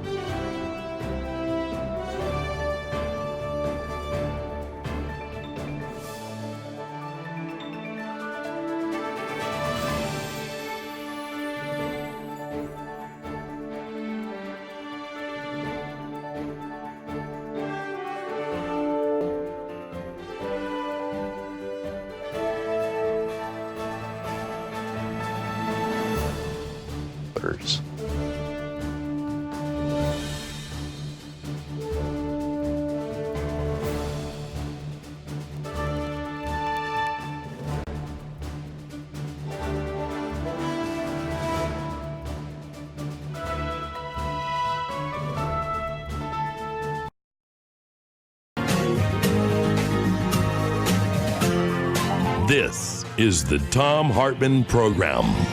Welcome back. Thom Hartmann here with you. So Nikki Haley speaking very well of Mike Pence. Kellyanne Conway saying Mike Pence is definitely going to be on the ticket. So this morning, Donald Trump tweets. This is the second half of a two-part tweet. He's talking about China. And China, by the way, imposed 5 to 10% tariffs on American goods, expanded their tariffs on American goods this morning. So, you know, Trump keeps thinking he's going to back China into a corner and they're going to turn into a whimpering puddle. You know, he thinks that China is like, you know, one of his contractors that he used to deal with in New York City, that he can just kind of roll over and bully and threaten, and they'll just go, oh, I'm sorry, Mr. Trump. But that's not what China does. And, you know, he has insulted President Xi personally. I mean, he has made personal attacks against Xi. He has said all kinds of, you know, things that have, you know, seriously pissed off China. I don't know how to say it beyond that. And so they, you know, he thought everything was good. You know, he's going off to the G7, you know, in a few hours to try and talk all the Europeans into letting Russia back in or something. And you know, and actually, you know, you could make an argument for that or an argument against it. You know, it's all about Crimea and all that kind of stuff. But nobody is talking about the arguments. What they're talking about is the insanity of this, you know, this man in the White House. And so, anyhow, China this morning says, okay, enough of that. We're going to increase the tariffs. This blindsides Donald Trump. And so in a rage, he grabs his phone and he tweets out, "We're better off without them. The vast amounts of money made and stolen by China from the United States year after year for decades will and must stop," all caps. "Our great American company," now this is the President of the United States tweeting. Listen to this. "Our great American companies are hereby ordered to immediately start looking for an alternative to China, including bringing jobs home." Cool. I mean, I've opposed offshoring ever since it was first proposed by Ronald Reagan. This has been the Republican thing for decades. And this, by the way, this whole thing of bringing jobs home and rebuilding the American middle class that Trump ran on, he's doing it in a completely scrambled, incoherent, manic fashion, which is apparently how he does everything, that will not work. Because it doesn't have, the essential ingredient of Congress buying in and passing laws and things. But he's doing it anyway. Or he's trying to. He's doing these efforts, but all they're succeeding in doing is really, really upsetting China. So I'm thinking, again, back to my point a moment ago, I'm pulling these threads together. If this sounds like I'm going off in different directions, they're all going to come together right now. Nikki Haley and Mike Pence may well be the 2020 Republican ticket. And in fact, I'm retweeting Trump's tweet. I'm just about to hit the button here. And what I'm saying is American companies are hereby ordered. WTF? What? He's gone completely over the edge. Next up, Nikki Haley and Mike Pence take over the ticket for 2020 and throw Trump off, mark my words. And, I think that they're going to try and do what Ollie North and company tried to do to Wayne LaPierre at the NRA. And the question then is, how's Trump going to respond to this? We'll see. The Daily Mail, by the way, dailymail.co.uk, is running a story. It broke this morning. Oh, here's the headline. "She was made to look older. She was uncomfortable. Jeffrey Epstein took, quote, young girl on Donald Trump's plane, possibly sex trafficking teen across state lines right under the president's nose," claims journalist. Yeah, you just never know what's going to take down a politician. Witness Gary Hart, for that matter, John Edwards. I guess in both cases it was sex. And this would be, although, how deeply involved Trump is in all this, who knows, but he's going to hit a point, and I think he may have already hit that point, and he just doesn't realize it, where his own party says enough. And it's not going to take the 25th Amendment. It's not going to be an impeachment. His own party is going to say this guy is harming our viability as a political party. But anyhow, it's Anything Goes Friday, so we're going to pick your calls back up. John in Seattle. Hey, John, what's up? John in Seattle? We have the phones up. Okay, let's try David in Pittsburgh, California. David, can you hear me? Yeah, I can hear you. Can you hear me? Just fine. Yeah, what's up? Yeah, I got an interesting thing to relay to you, and I hope you track it. The mayor of San Jose, Sam Liccardo, has proposed through the that anybody that owns a gun in the city has to get insurance for their weapons. He's been listening to my show or reading my book. He must have. He must have. I'll tell you right now, when I heard this, I've been trying to call you about this for 2 weeks, and I couldn't get in. Yeah. So, you guys your show better track it and see how this plays out. Yeah. So, this isn't the only one. There are a number of towns now and one county that have suggested liability insurance for gun owners. And at least one of the presidential candidates on the Democratic side is now talking about nationwide licensure, the equivalent of driver's licenses, or at least, the federal government requiring that be done and then individual states doing it the way that we do it with car and driver's licenses, which is what I think is the best way to do it, frankly. But, yeah. Yeah, but the only drawback to this is I don't know if the insurance companies would want to sign on to this because if somebody uses a gun, say in a mass shooting or something like that, I don't know if they would want to pay that $1 million deductible that would be. The insurance companies will insure anything. Lloyd's of London insured, what was it, Betty Grable's legs or something? They'll insure anything. The question is, how much will they charge for the insurance? And this is where the reason why car insurance is relatively inexpensive is because everybody's required to have it. And that's why I think that you have to mandate it for everybody. When you mandate it for everybody, then it doesn't cost that much. David, thanks a lot for the call. It's nice to hear from you. I hope you're feeling better soon. Robert in Omaha, Nebraska. Hey, Robert, what's up? Hello, Tom. Hello, Robert. About impeachment. I used to be for supporting to impeach Donald Trump, but I don't do it anymore. And the reason I don't is because I don't want Mike Pence in there, because Mike Pence does not support church and state separation, and he wants the United States to become North Korea or Iran, even though he says he hates this. Right. These guys are the Christian version of the Taliban. I mean, there's just no other way to describe it. Yeah, I know. Yeah. So I get it, Robert. I get it. Thank you for the call. Newt in Aurora, Colorado. Hey, Newt, what's up? Tom, I know you're the smartest dude around. I watch you all the time. But anyway, mark my words, the Democratic nominees for president will be Elizabeth Warren for president, and the vice president will be the present governor of Montana. Steve Bullock? Mark that down and take it to the bank. Okay.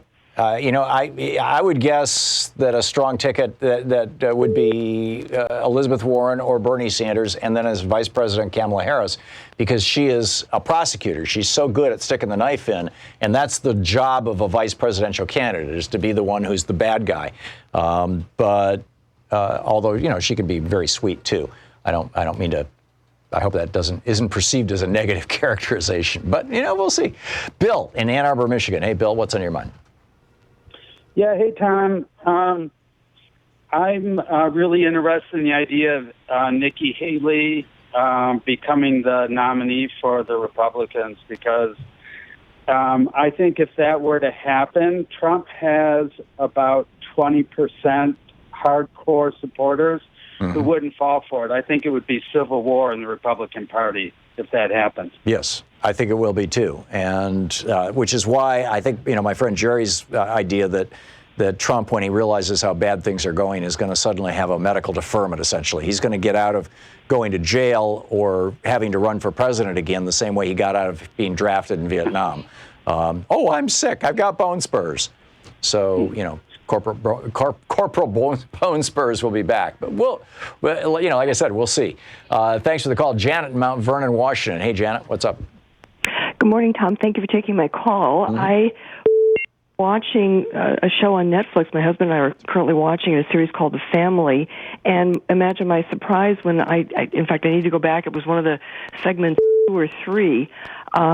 You appeared briefly on... Yeah, it was in the second episode. Louise and I watched it last night. A friend of ours in Hollywood sent us a note Monday saying, hey, just saw you on The Family. And I was like, oh, really? So Louise and I watched the first 2 episodes last night, and sure enough, there I am.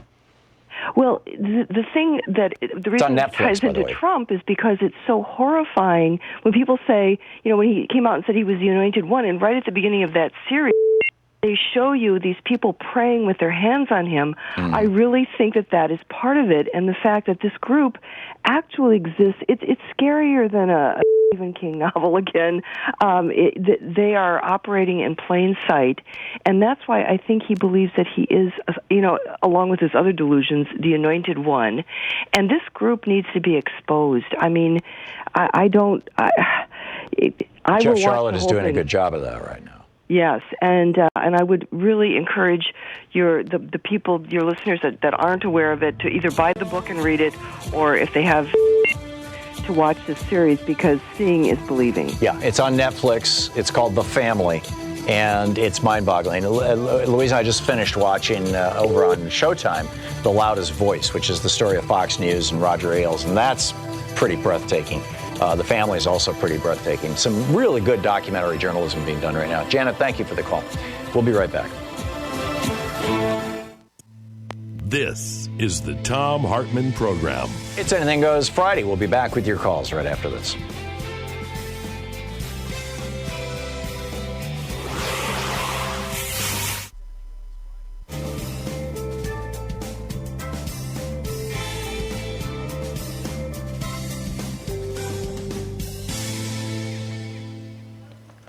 And welcome back.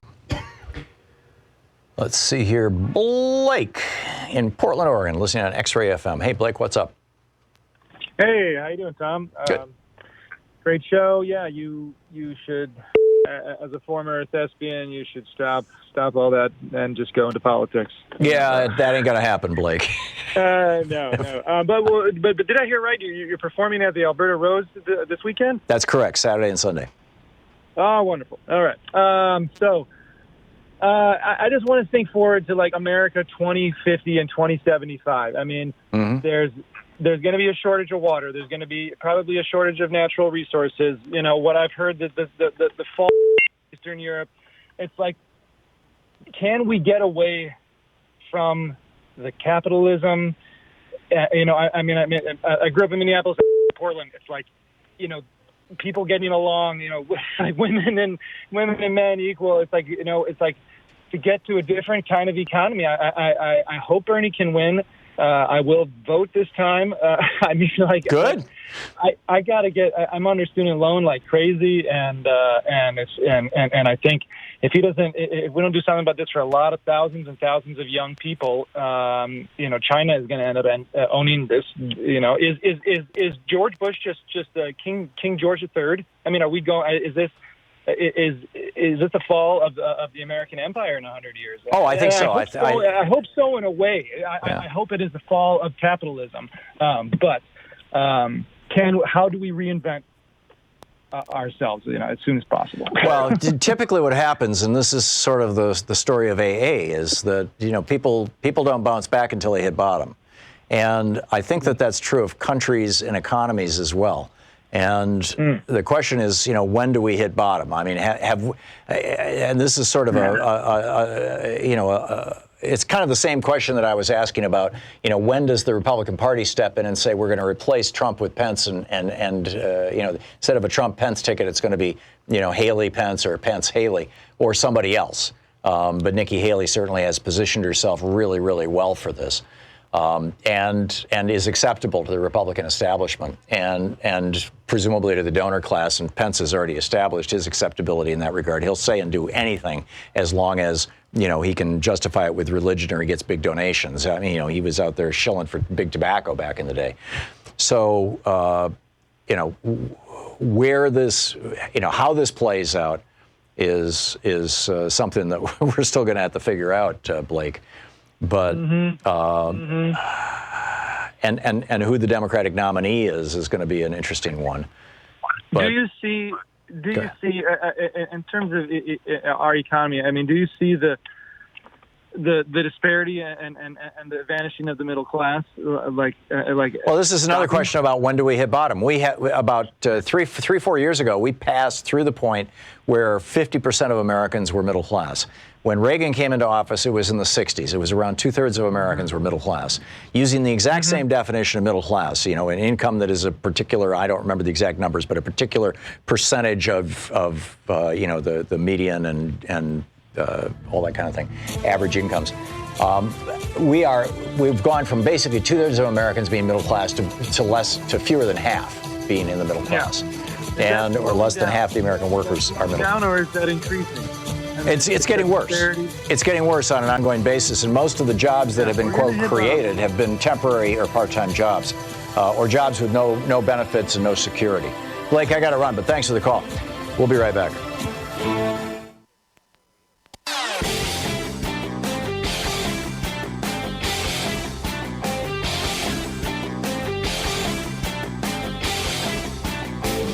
You know, every day here on the Thom Hartmann Program, Louise and I and our team, Sean, Nate, Shira, Dave, Chase, Sue, Nigel, Ron, we all work to put together the very, very best show we possibly can. And there's an enormous amount of work that goes into the show. And one of the things that comes out of that is a lot of content, a lot of specific information that we go through and we dig out and, we want to share with you. And Sue puts that into our newsletter every week. And I think you will, if you don't already receive our newsletter, it comes in email every day, about an hour after we're off the air, or maybe a couple hours after we're off the air. And Sue goes through and pulls literally every link to every story that we talked about and puts it into the newsletter. It's free. We don't sell the list or anything. You complete safety and security. There's no charge. There's no nothing. Just, plug in your email address over at thomhartmann.com and you get signed up for the newsletter. It's all fairly obvious. You'll see it on the website. So check it out, thomhartmann.com. Thank you. Want to connect with the show online? You can find the Thom Hartmann Friday and Maine in Chicago. Hey, Maine, what's on your mind today? Hey, how you doing, Tom? Good. Well, I was talking about, I wanted to, like a rat here. It's about democracy and how it's ever evolving. How in the 30s we wanted Social Security and workers' wages and compensation, and now today, it's this is how democracy constantly evolves. Now we want free education and free health care to go along with the Social Security and the other things that we were asking for in the 30s. So it's ever evolving and always moving forward. Just like capitalism is always ever enslaving economically. So we too have to fight on the other side with like bulwarks like I had it here.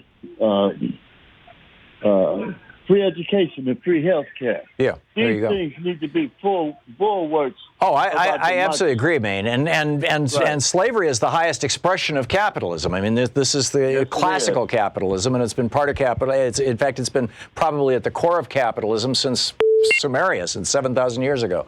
So spot on. Yes, thank you very much. Let's see here. James in Texas. Hey, James, what's up? I want to talk to you about the gun thing. Okay. You guys think this liability insurance thing is cool, but it's not for poor black folks. It's just another way to keep the hands out of law-abiding people who happen to be, like you sit there and say, people of color. You got a white supremacist problem. You're sitting there, James, whether you are white or black or anything in between, if you add a gun to your home, you're increasing the probability that you yourself or your family are going to die. Listen to me. I don't care. You're talking about taxing somebody who's poor already. That's the only thing I'm sitting there trying to tell you. No, I'm saying that having a gun in your home is not a good idea. We can't afford car insurance. Now you're telling me I got to have gun insurance. Yeah. It's just not realistic. We don't even have health insurance. But you're telling me I got to have liability insurance? We have had over 400,000 people die in the United States by guns since Sandy Hook. Just since Sandy Hook. That much blood is on the hands of Mitch McConnell and the NRA and the Republican Party. And anybody who brings a gun into their home is, and there's absolutely no doubt about this, the science is clear. If you put a gun in your home, James, regardless of your race, you are increasing the probability that you yourself will die, or somebody in your family or somebody in your home will die by accident in all probability, or in a fit of, rage with domestic violence. I don't care. You're still charging me for something that's a constitutional right, and black folks just don't even start anyway. So that's okay. Okay. You made your point, James. Thanks for the call.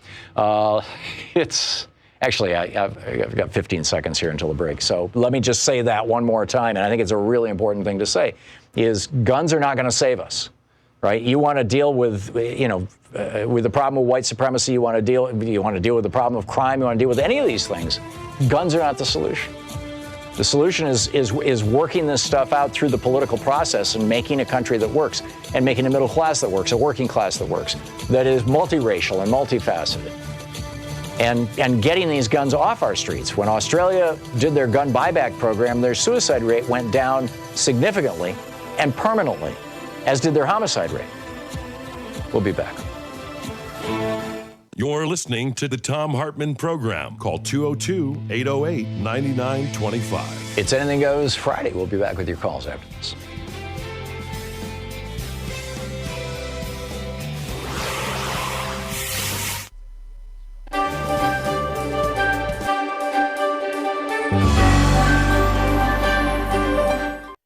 This is our book today is Playing with Fire, the 1968 election and the transformation of American politics by Lawrence O'Donnell. The first chapter, Seizing the Moment. It starts in 1968. Richard Nixon was in a makeup chair when he met Roger Ailes. Maybe it was the makeup chair that set Ailes off. He was looking at the man who might have been president right now if he had just sat in the makeup chair CBS offered him in Chicago before the first televised presidential debate in American history. Nixon had ignored the network's makeup artist and used a drugstore product called Lazy Shave to cover his heavy 5 o'clock shadow. Nixon once said, "I can shave within 30 seconds before I go on television and still have a beard." The day after the debate, the Chicago Daily News ran the headline, "Was Nixon sabotaged by TV makeup artists?" Richard Daley, the all-powerful Democratic mayor of Chicago, said, "My God, they've embalmed him even before he died." Nixon lost the election to John F. Kennedy by 0.2% of the vote, 49.7% to 49.5%. In an election that close, every mistake matters.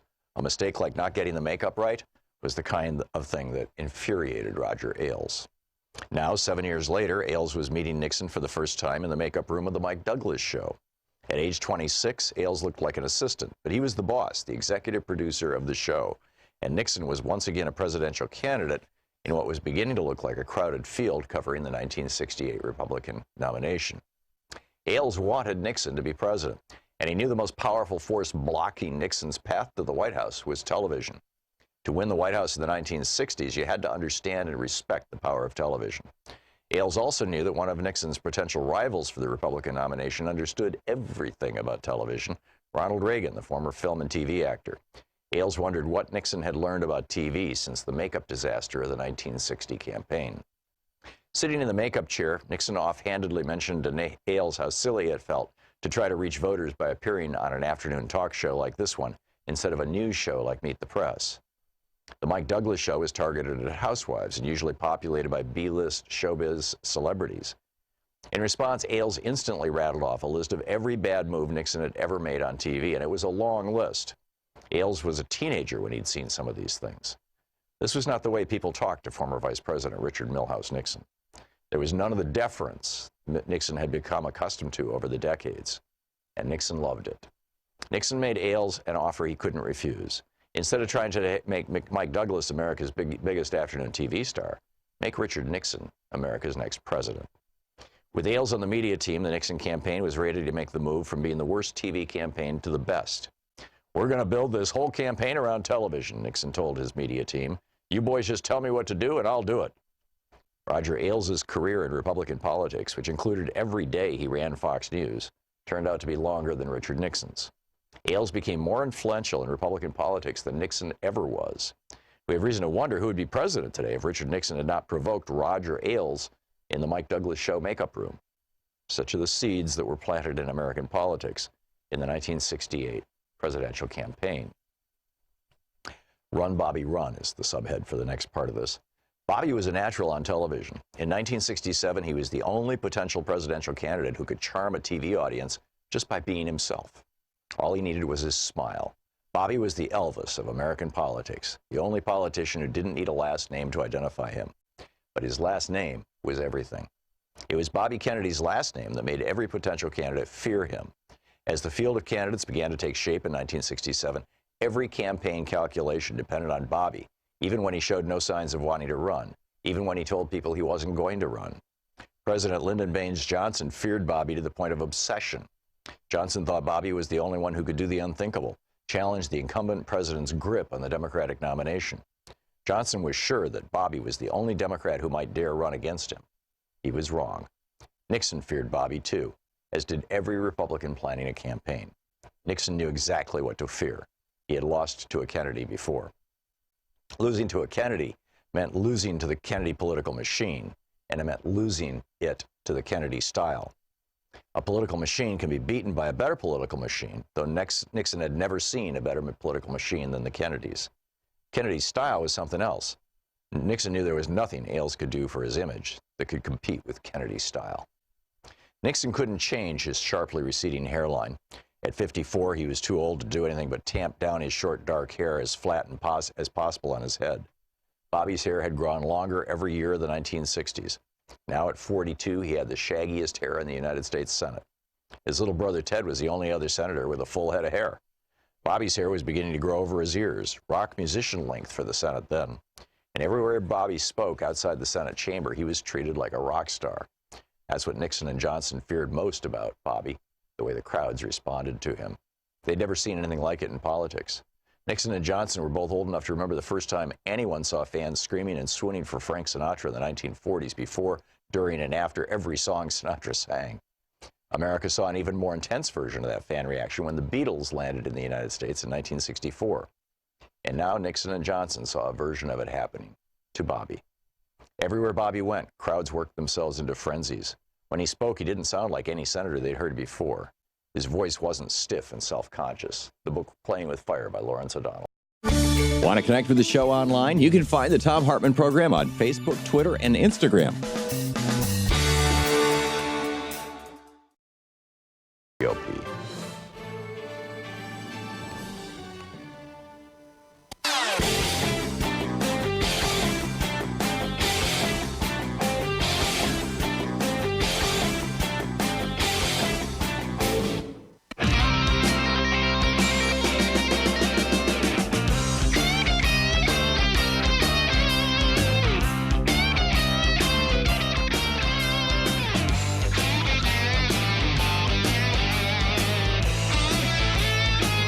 Welcome back. Thom Hartmann here with you. It is Anything Goes Friday on our program. And Joe in Cupertino, California. Hey, Joe, what's up? Good afternoon, Tom. Tom, let me thank you again for Randy Rhodes. I think she's really a great addition. It's been a month now. And she's thank Randy for Randy. You. Yeah, that's really a good hit. Anyway, I'm saddened today. I'm sure you heard the news about Charles Koch. It was sad. No, it was David Koch. It was Charles's brother, yeah. Yeah. I'm sorry about that. But anyway, I was playing hooky earlier this morning. I'm sorry. I don't know if I was watching on C-SPAN the Second Circuit Court of Appeals hearing arguments for exposing Trump's tax returns, and it was very articulate. Oh, interesting. If you get a chance to see it, they're going to have it rebroadcast at 5 Eastern time. And there was, the three judges, and you can just hear the radio, but it was a very good argument. I think we're going to get to see those. I don't think, well, as you can count as well as Nancy, I don't know if we're going to be impeaching anybody, but this is rolling out really. Here in California, we have the convention today, and yesterday we had a big rally at the convention center in San Francisco trying to get environmental issues heard.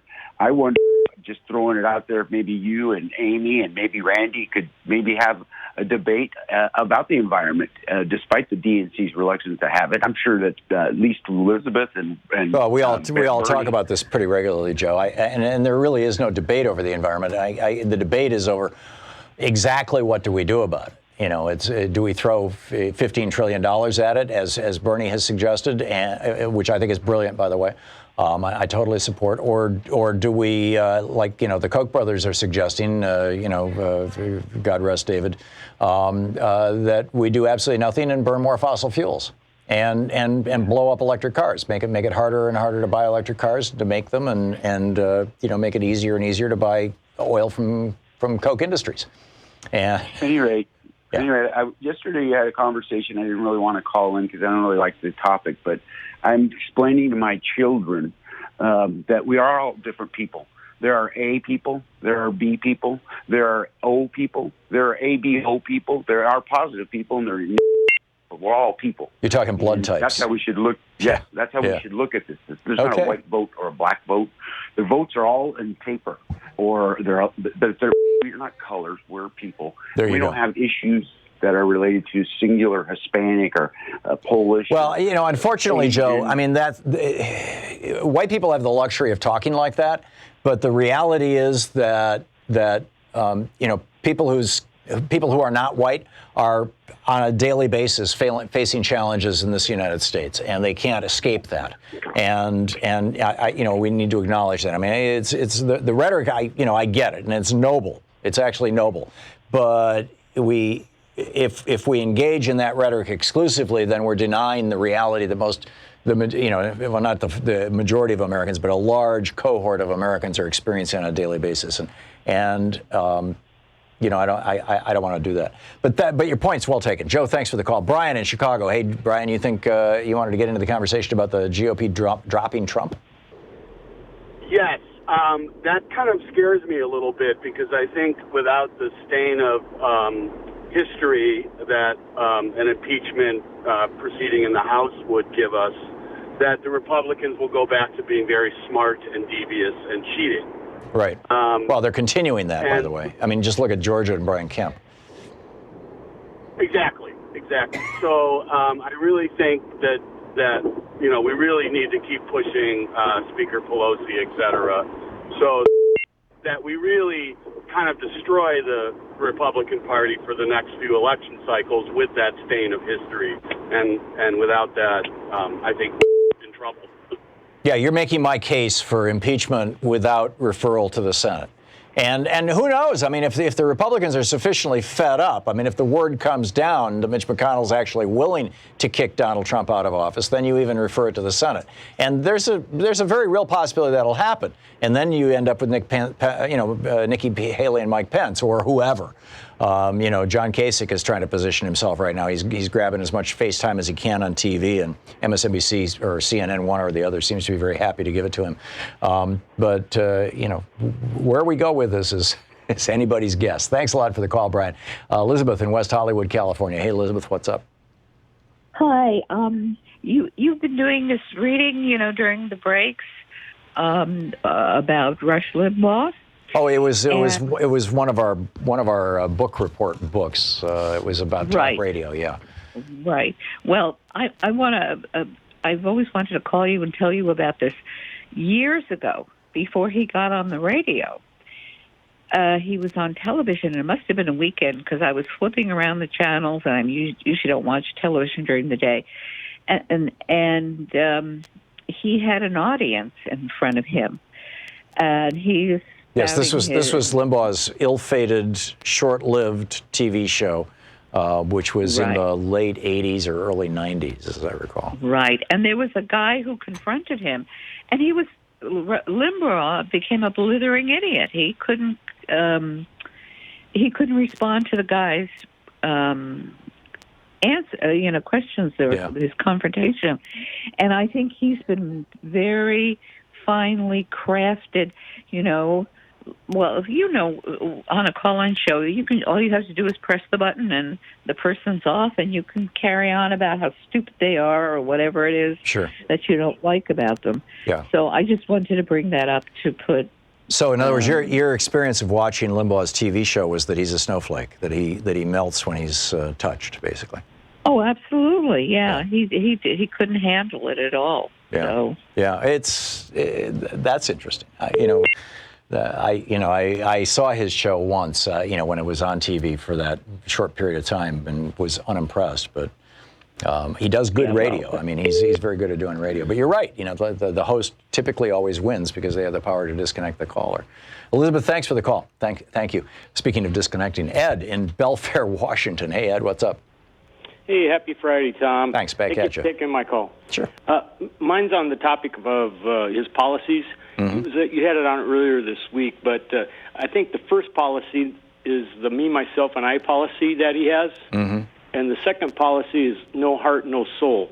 And those two policies determine every other policy that he makes. I think you're right.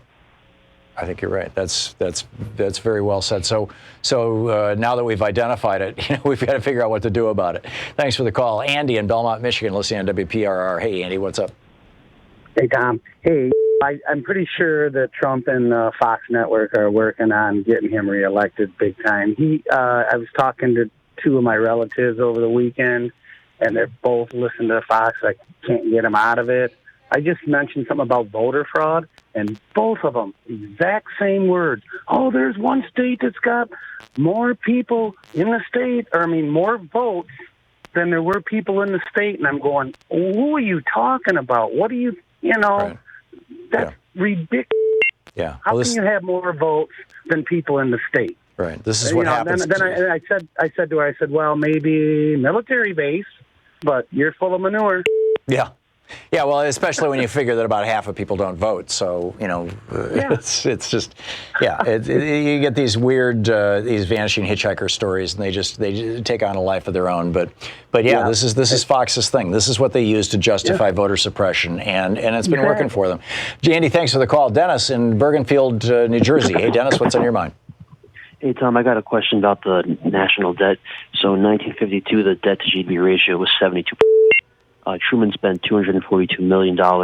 Eisenhower spent a lot of money in 1956 to reduce the national debt. By 1960, I believe the national debt to GDP ratio fell to 53%, and then it dropped all the way down to the 30s and the 70s. So, what proof, besides the statistics, what proof is there that this spending, which drove us deeper into debt, actually helped get us out of that mess?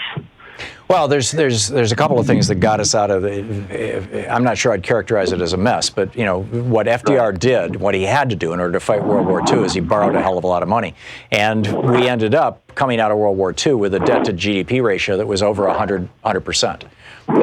So I'm going to drop you, Dennis, because there's some weird noise there, but the way that we got out of that was a combination of the GI Bill, which was a massive, helped GIs, returning GI, at least white GIs, returning to buy homes and to go to college, and the reindustrialization of the United States. And of course, there was 5 years of pent-up demand from World War II, so there was this explosion of demand. But on top of that, you had a top tax rate of 90%. And the corporate tax rate was substantial. About a third of the total income, the total revenue coming into the federal government was coming from corporate taxes. Right now it's 6%. So what happened after World War II was that basically by rebuilding America, that investment, increased the tax base because it increased the wealth of the middle class, of working people, and who pay the majority of the taxes. So, I think we just need to do the same thing again. This is where a national health care program would reduce all of our expenses and give us more spendable income, which would stimulate the economy.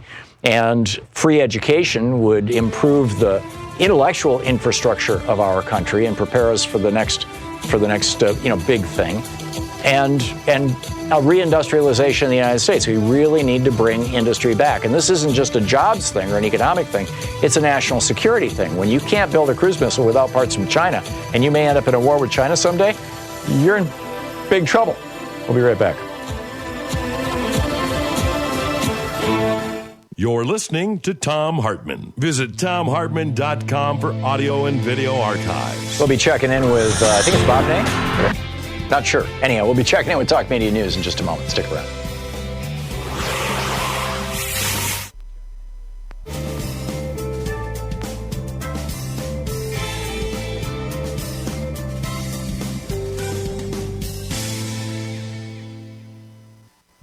And welcome back. Let's see who's been on hold the longest here. Jim in Los Angeles. Hey, Jim, what's on your mind? Professor Hartmann, still a smart man in media, but I heard someone smarter on KPFK. When you went on vacation, they preempted your show and played a lecture series by Dan Sheehan. Please, all your listeners, go to KPFK and get this 28-hour series.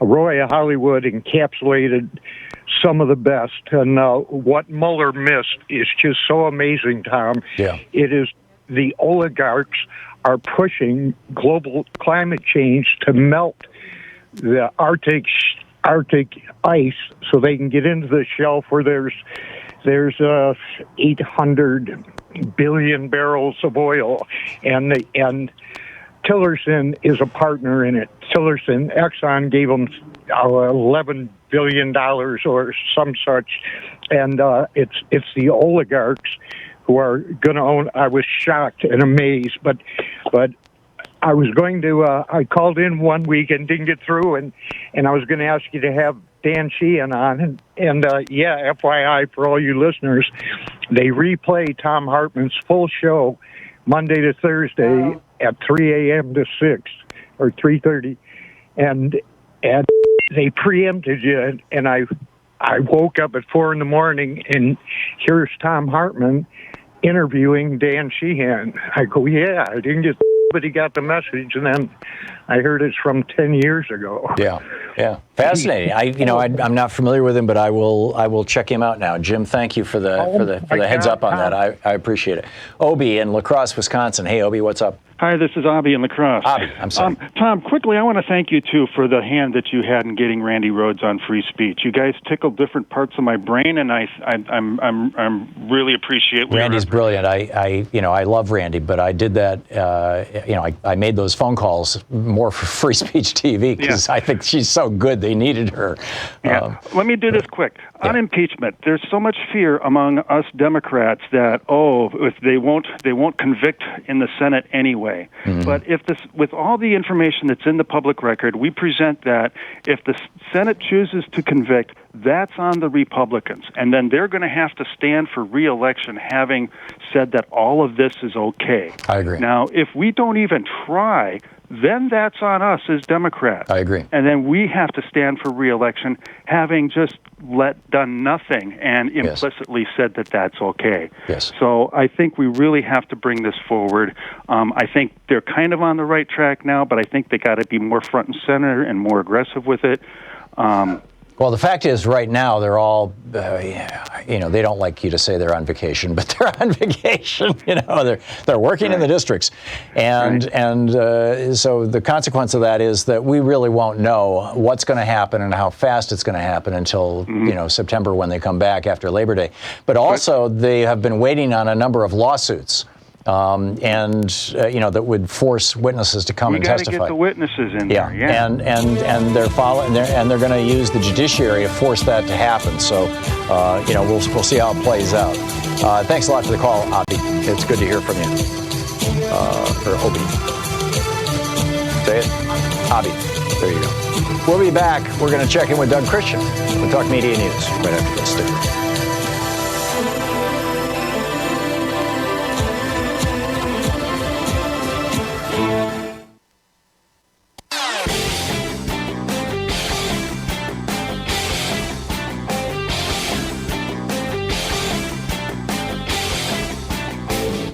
So we just put up a new member-only video every day here on the talking Thom Hartmann about program. Louise and I and our team, Sean, Nate, Shira, Dave, Chase, Sue, Nigel, Ron. We all work to put together the very, very best show we possibly can. And there's an enormous amount of work that goes into the show.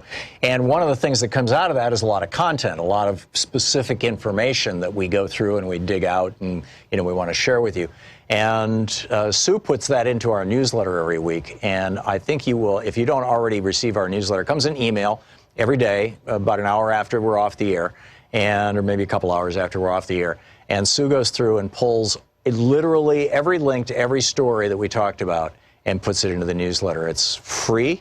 We don't sell the list or anything. You complete safety and security. There's no charge. There's no nothing. Just, plug in your email address over at thomhartmann.com. And you get signed up for the newsletter. It's all fairly obvious. You'll see it on the website. So check it out, thomhartmann.com. Thank you. So let's check in with Talk Media News and find out what's going on in the world today. This report brought to you by goatsfortheoldgoat.com and Loving What You Do. Alan Ratner's new book. On the line with us is Doug Christian. Hey, Doug, what's up? Hey, Tom. Doing all right. Well, the president is going to the G7 tonight. And, of course, he's going with an immense amount of baggage. Of course, the G7 is many people are worried about Trump's commitment to the global economy. People are worried that his trade wars are inflicting damage not only upon China but also on Germany and the EU, and they're also worried now about what's going on with Brazil and forest fires. And Emmanuel Macron. The French president had said that we have to talk about this at the G7, and of course, prior to this, many member states had thought we're not going to talk about climate change because that will offend President Trump. Right. Yeah, they're going to have to come back to that. Doug, you sound really funky here. I think you've got me on speakerphone or something. I don't know if you can fix that. I can go like this. I can hold the phone up like this. Great. Thank you very much. Okay, I'll do that. Yeah. Phone to the head is a good idea. So what else is in the news? Well, of course, as you know, the Dow is plummeting quite substantially today. It's been hovering around negative 500 points because, of course, two things. One is that the recession, but maybe recession coming to the United States, but also the Fed chair's remarks, where he said, look, the trade policy uncertainty seems to be playing a role in global slowdown and in weak manufacturing and capital spending in the United States, adding that there is no recent precedent to guide any policy response to the current situation. President Trump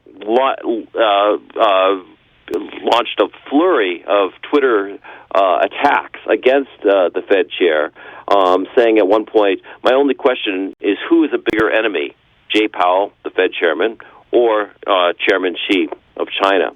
Right. Yeah. And of course, this is just the Dow is not finding this at all. And Jay Powell has to be completely over this. I mean, he's got to be. He was trying to go along with Trump. He was trying to keep him happy. He gave him his little rate cut. Now, if I was Jay Powell right now, I'd be saying, "You want problems? I'll give you problems." Well, he is operating as a thoroughly professionally.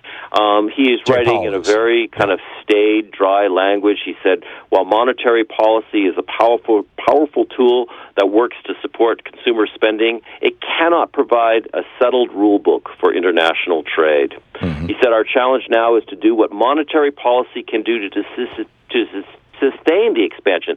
That, by the way, is the expansion that has continued nonstop since President Obama came to office to achieve the Fed's goals of low unemployment and stable inflation.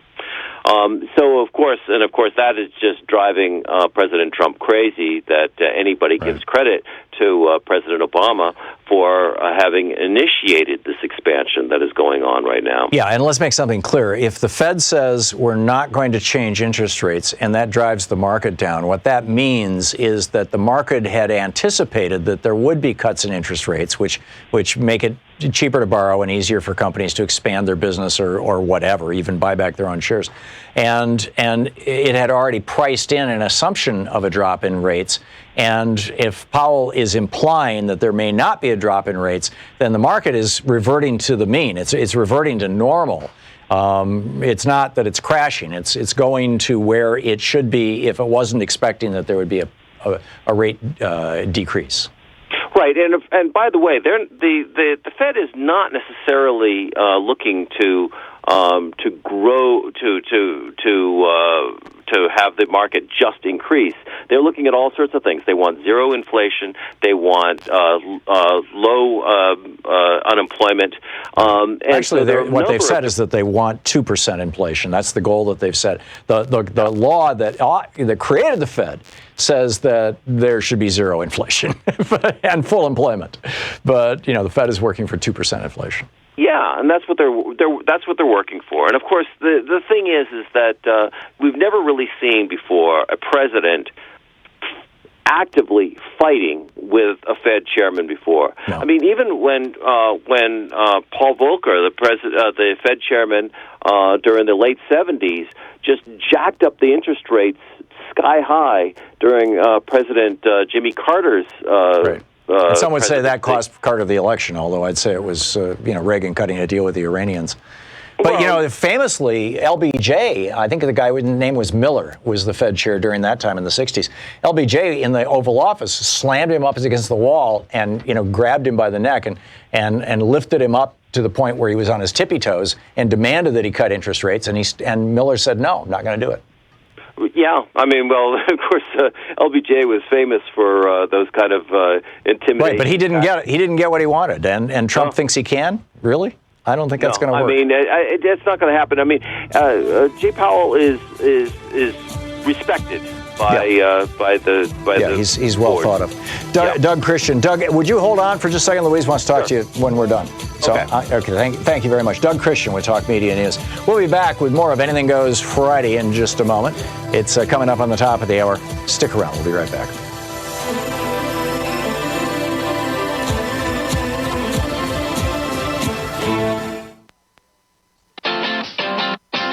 You're listening to Thom Hartmann.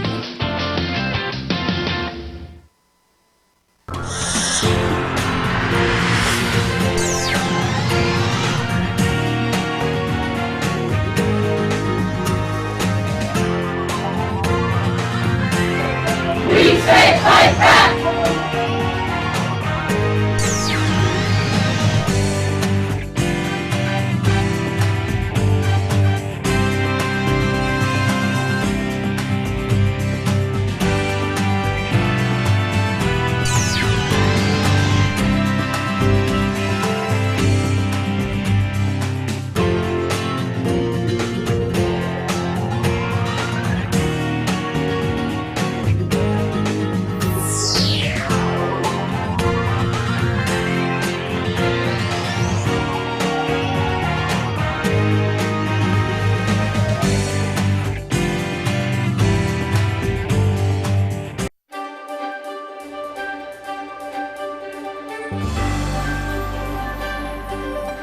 Our book today for the Thom Hartmann Book Club is A Woman of No Importance, The Untold Story of the American Spy Who Helped Win World War II by Sonia Purnell.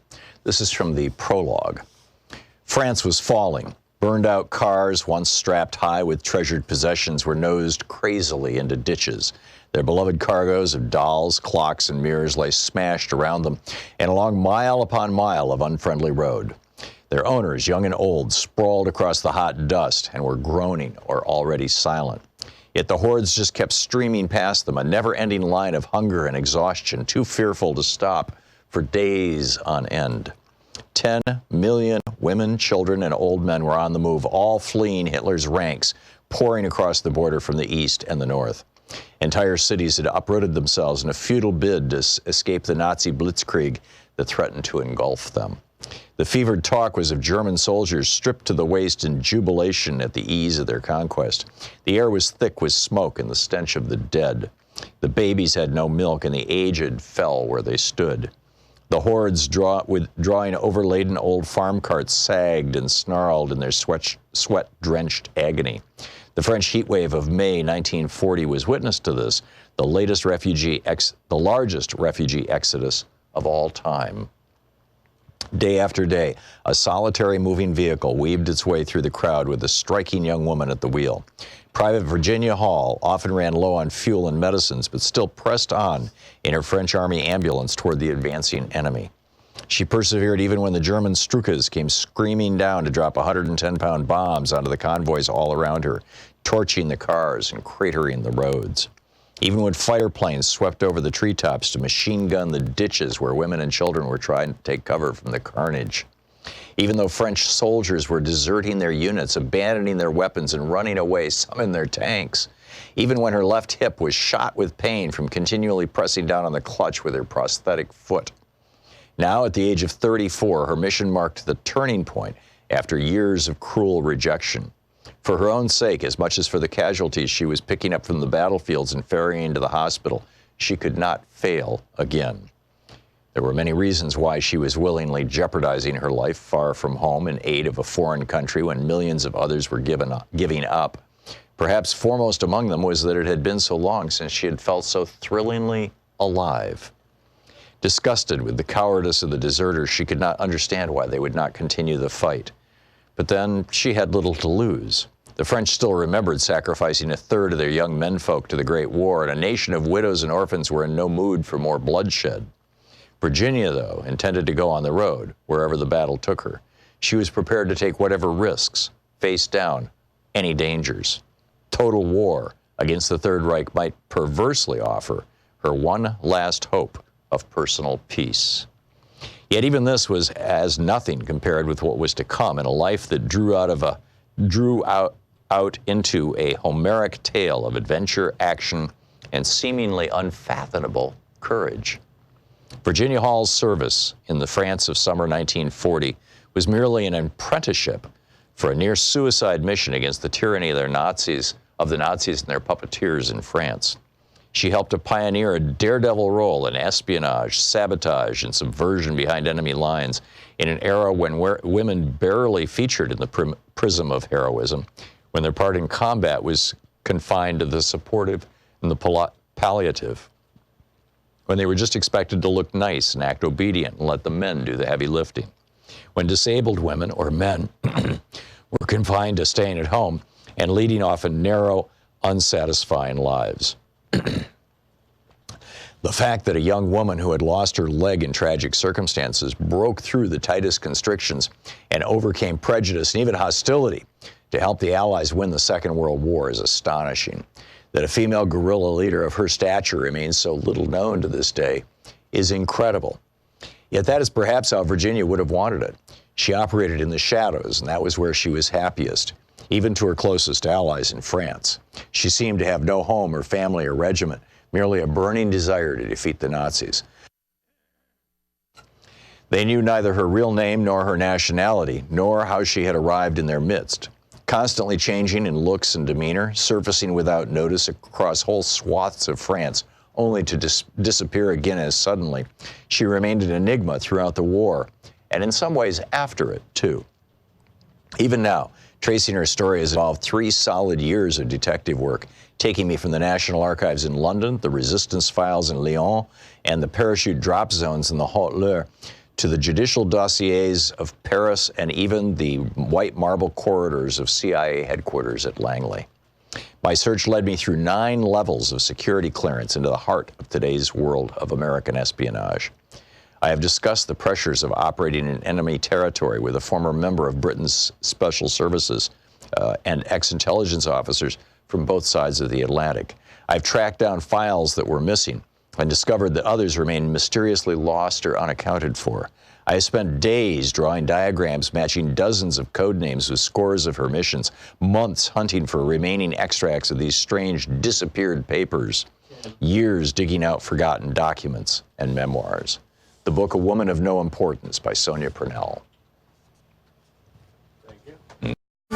Want to connect with the show online? You can find the Thom Hartmann Program on Facebook, Twitter, and Instagram.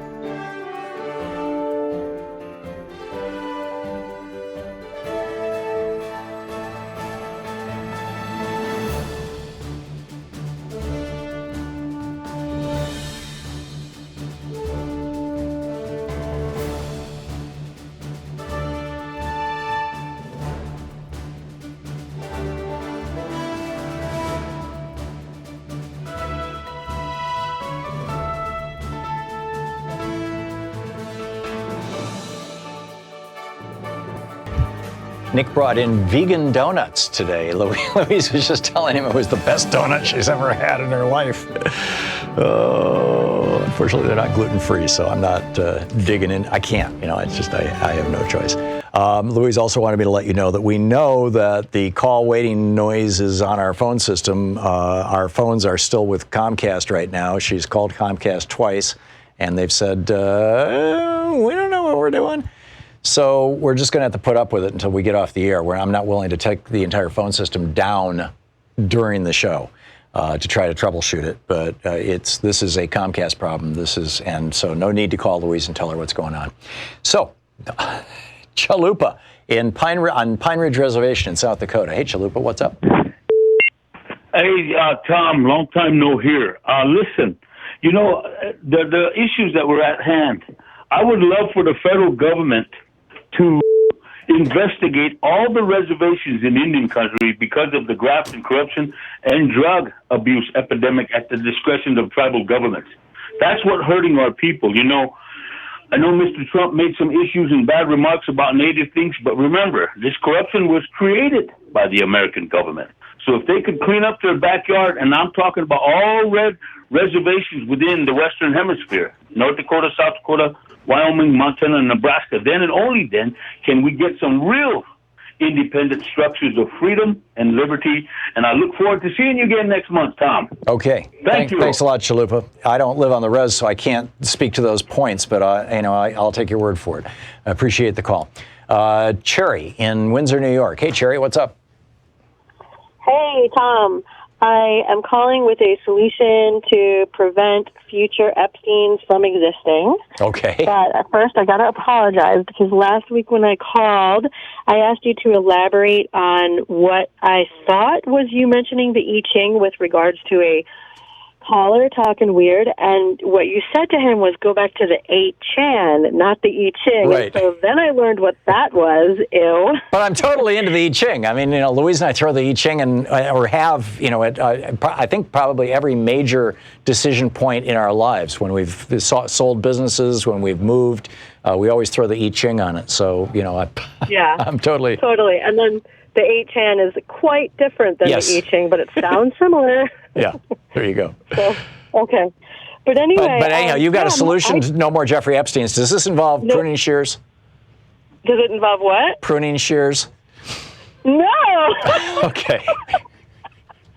My Lord, it's actually a hopeful thing aimed at, Christian Republicans. So, let's see, particularly, but everybody, So I really am actually sad that Epstein died or was murdered or whatever. I don't think that has to happen. I'm hoping that these blatant displays like Epstein's sexism and of racism are, it's been said before, radical Republicans' last stand with the T-rump in office. But Republicans used to use the excuse of fear of the unknown because with their whole racism stuff, et cetera, because they don't travel much out of their hometowns, right? Mm-hmm. But now brown skinned people and women are on the TV, et cetera, more than ever. And we're not going anywhere, so it's easier to hate than it is to love.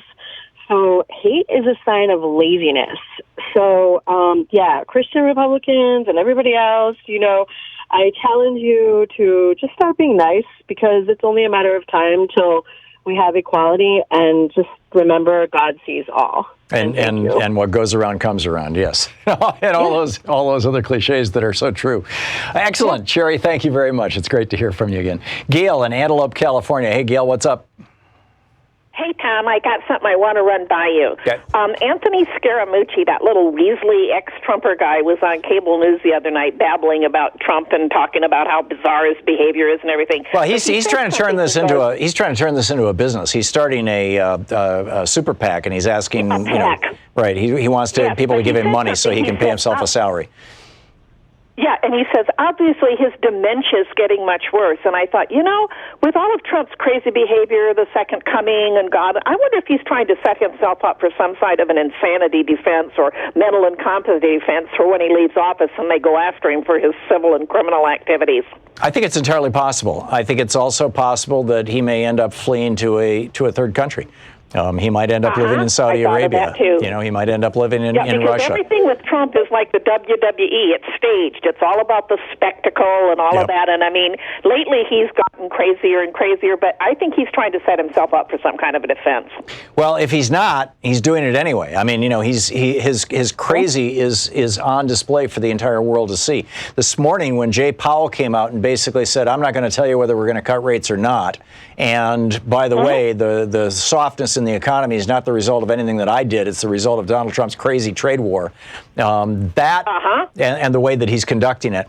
That infuriated Trump to the point, and combined with the fact that China just raised tariffs on $75 billion worth of U.S. products going into China. That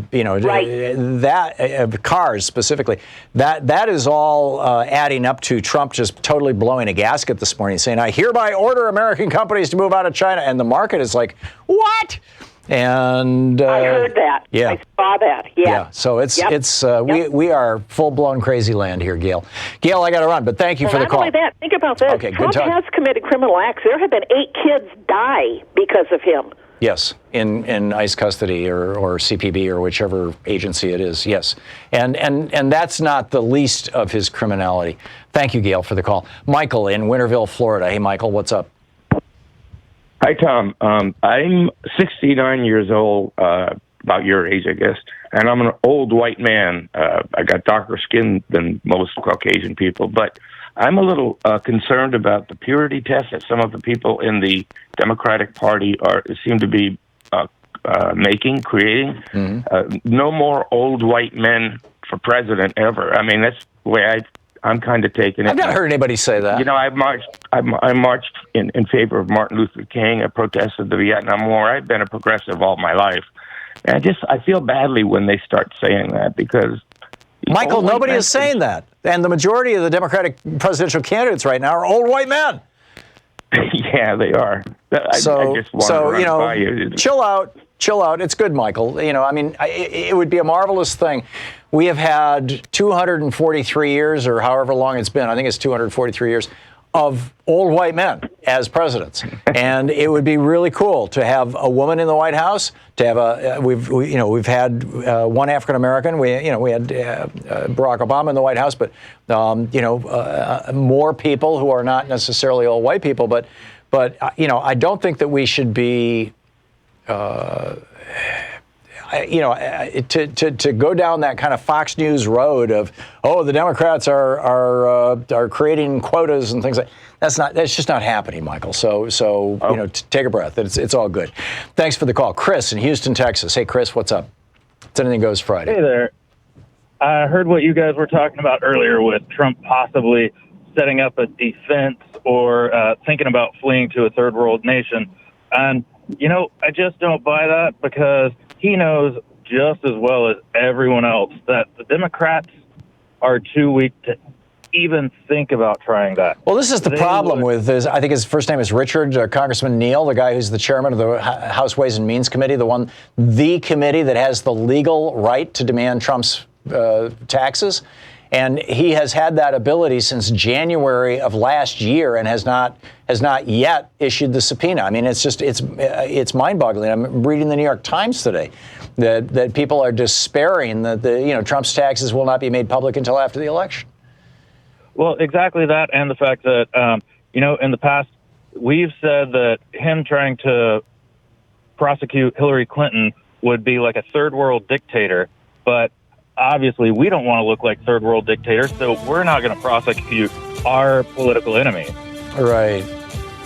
See, it's crazy. I mean, we need to be saying no person is above the law in the United States, including the President of the United States, regardless of what the Clinton and Nixon Departments of Justice said, and go after this guy, legally. It's 15 minutes past the hour. This is the Thom Hartmann Program. It is Anything Goes Friday. We're taking your calls here on the Thom Hartmann Program. We'll be right back.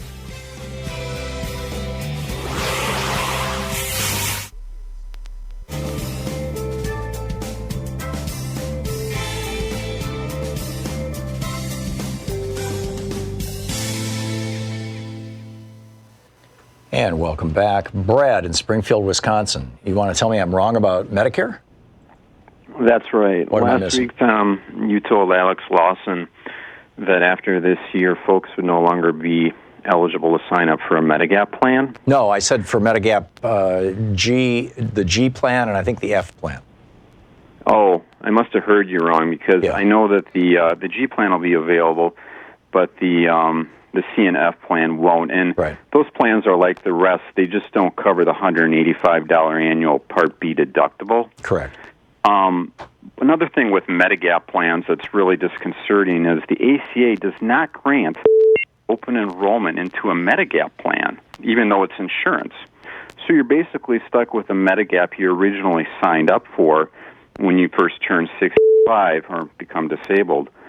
And then you're also subject then for the rest of your life, unless you can pass underwriting, to their annual rate increases, which are as high as 30% from year to year. I did not know And that. I know that mine has, the 6-month window when they turn 65, and they're like a year or two later, they're like, oh, I want to get into a Medigap.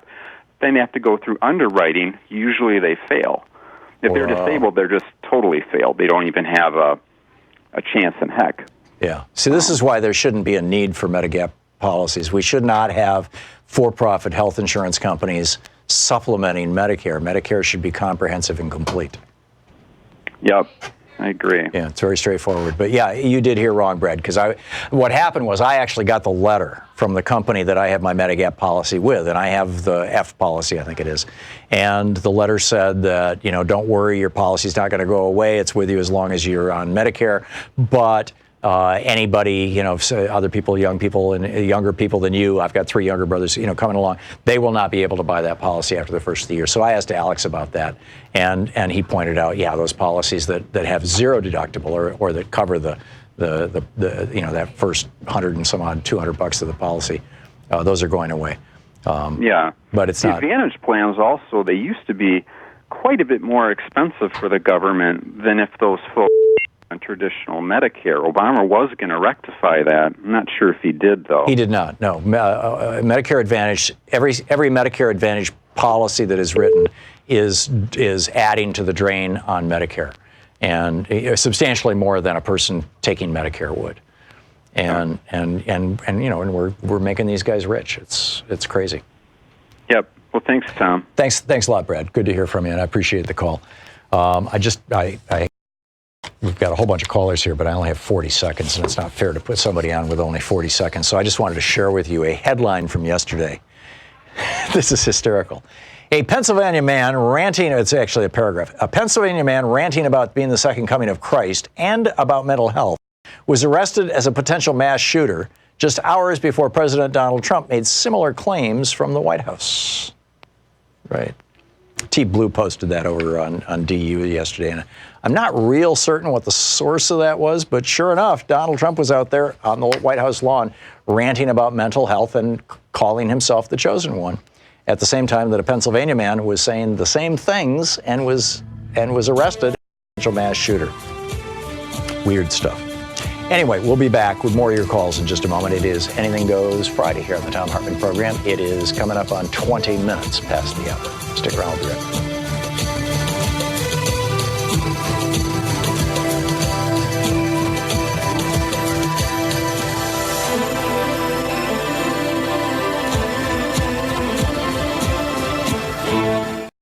Every day here on the Thom Hartmann Program, Louise and I and our team, Sean, Nate, Shira, Dave, Chase, Sue, Nigel, Ron, we all work to put together the very, very best show we possibly can. And there's an enormous amount of work that goes into the show. And one of the things that comes out of that is a lot of content, a lot of specific information that we go through and we dig out and we want to share with you. And Sue puts that into our newsletter every week. And I think you will, if you don't already receive our newsletter, it comes in email every day, about an hour after we're off the air, or maybe a couple hours after we're off the air. And Sue goes through and pulls literally every link to every story that we talked about and puts it into the newsletter. It's free. We don't sell a list or anything. You complete safety and security. There's no charge. There's no nothing. Just plug in your email address over at thomhartmann.com. And you get signed up for the newsletter. It's all fairly obvious. You'll see it on the website. So check it out, thomhartmann.com. Thank you.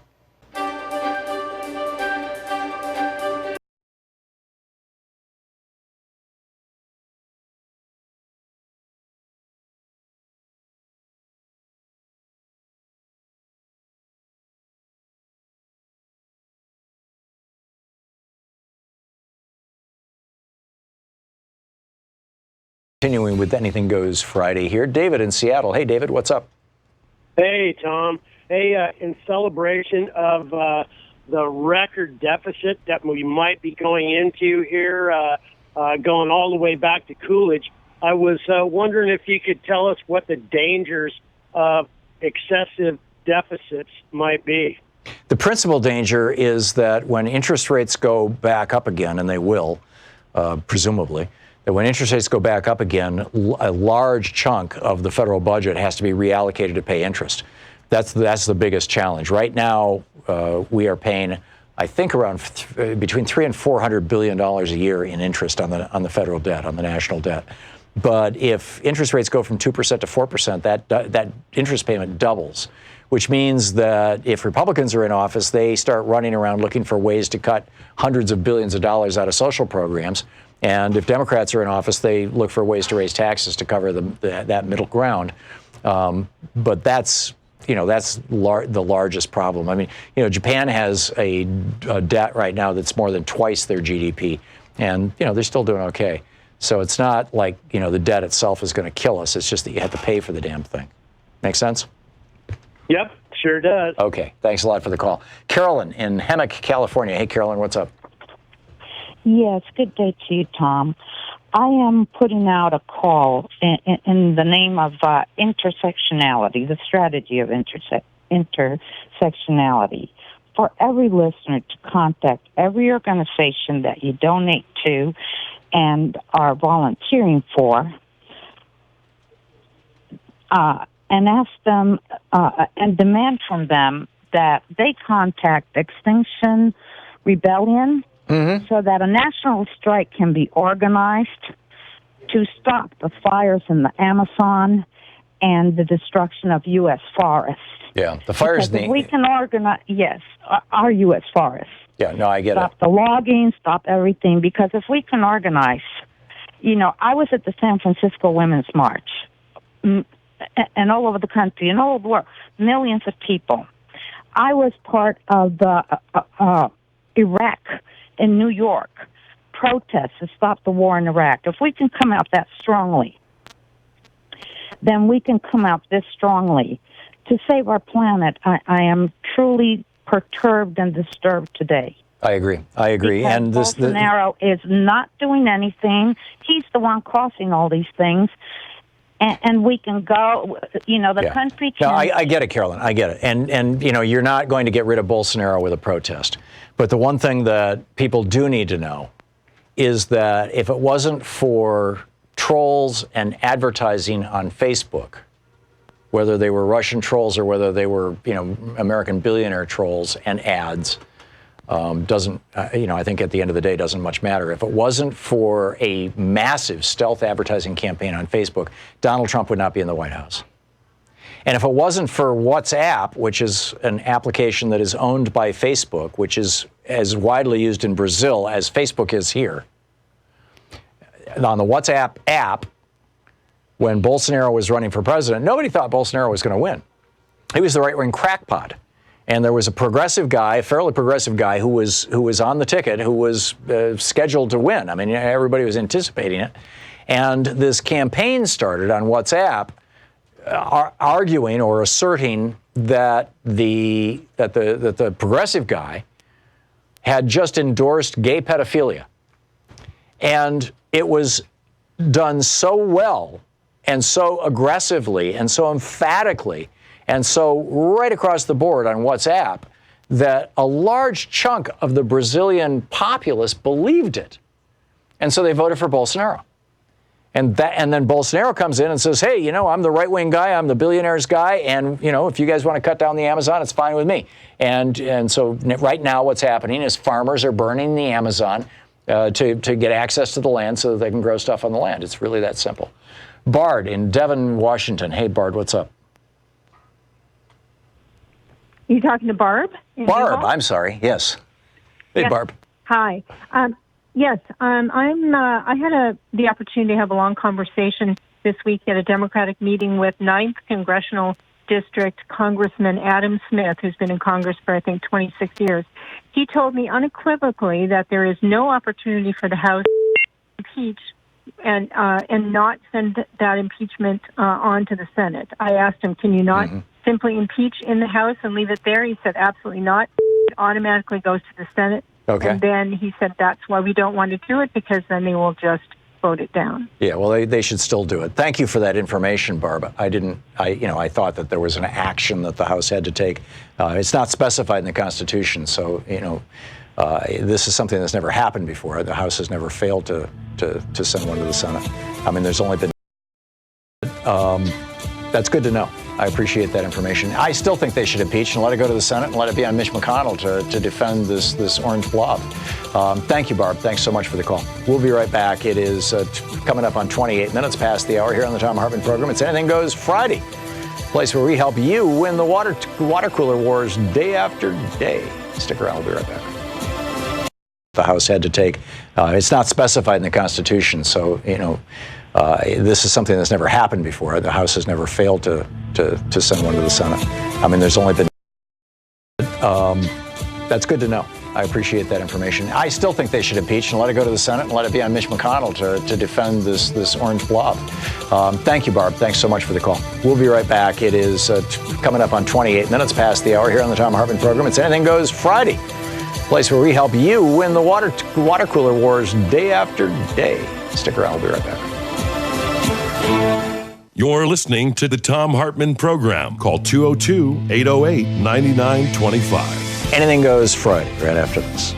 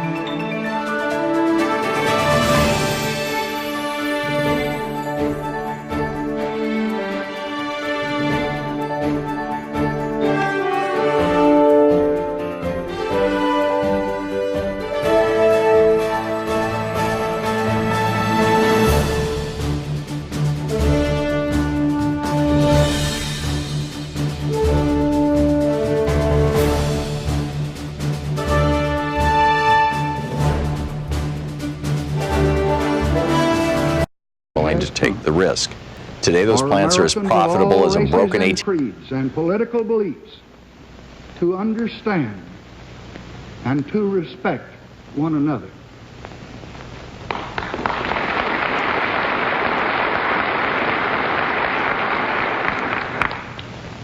So let us put an end to the teaching and the preaching of hate and evil and violence.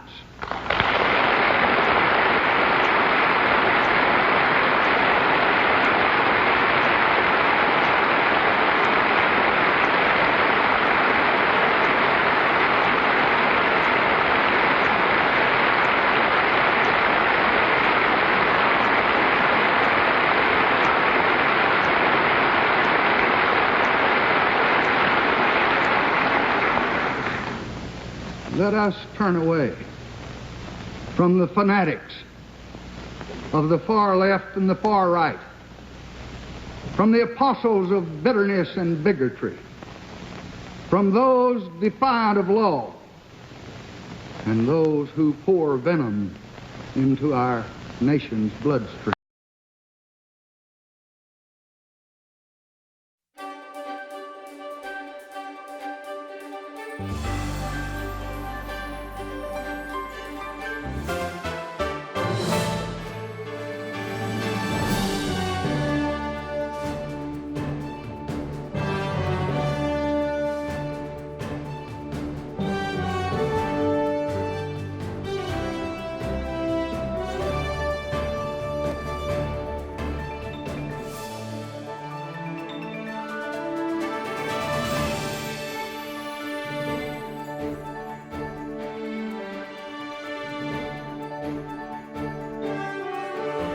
And it goes Friday. Wow. At the top of Raw's story, revealed Trump associate Felix Sater gave Osama bin Laden's phone numbers to the feds.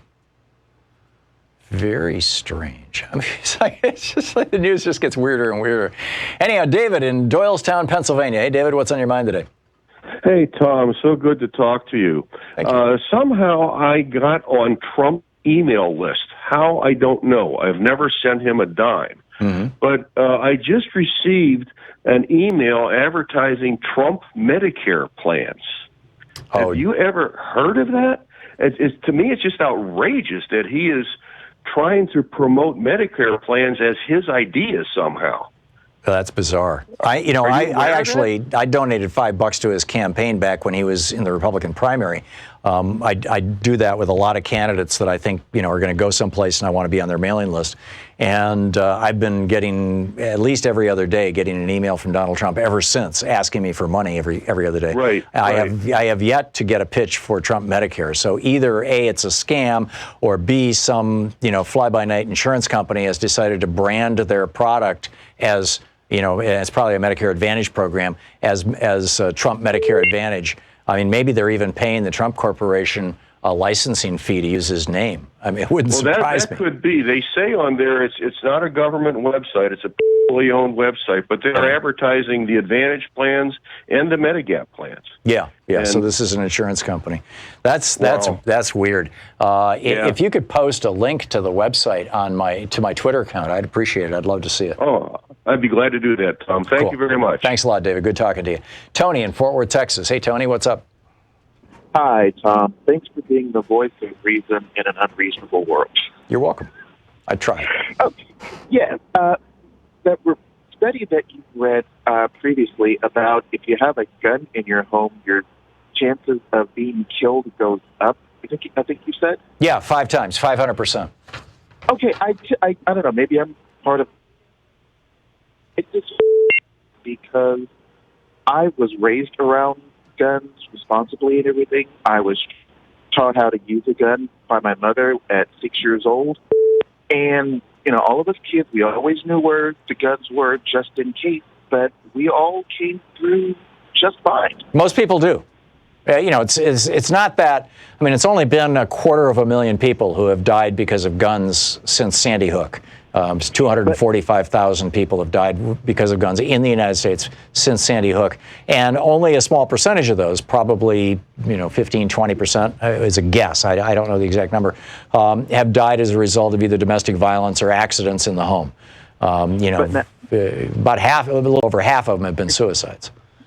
But now, as far as the gun insurance, I do that even living in the state of Texas, I wholeheartedly agree. I mean, I would be more than happy to pay for it. I mean, I really would, because to get a gun permit here, we already have to do the gun safety class. We have to do range time. Then we have to go through the background check before we get issued a permit. So I would have I'm one of those. I would have no problem with it.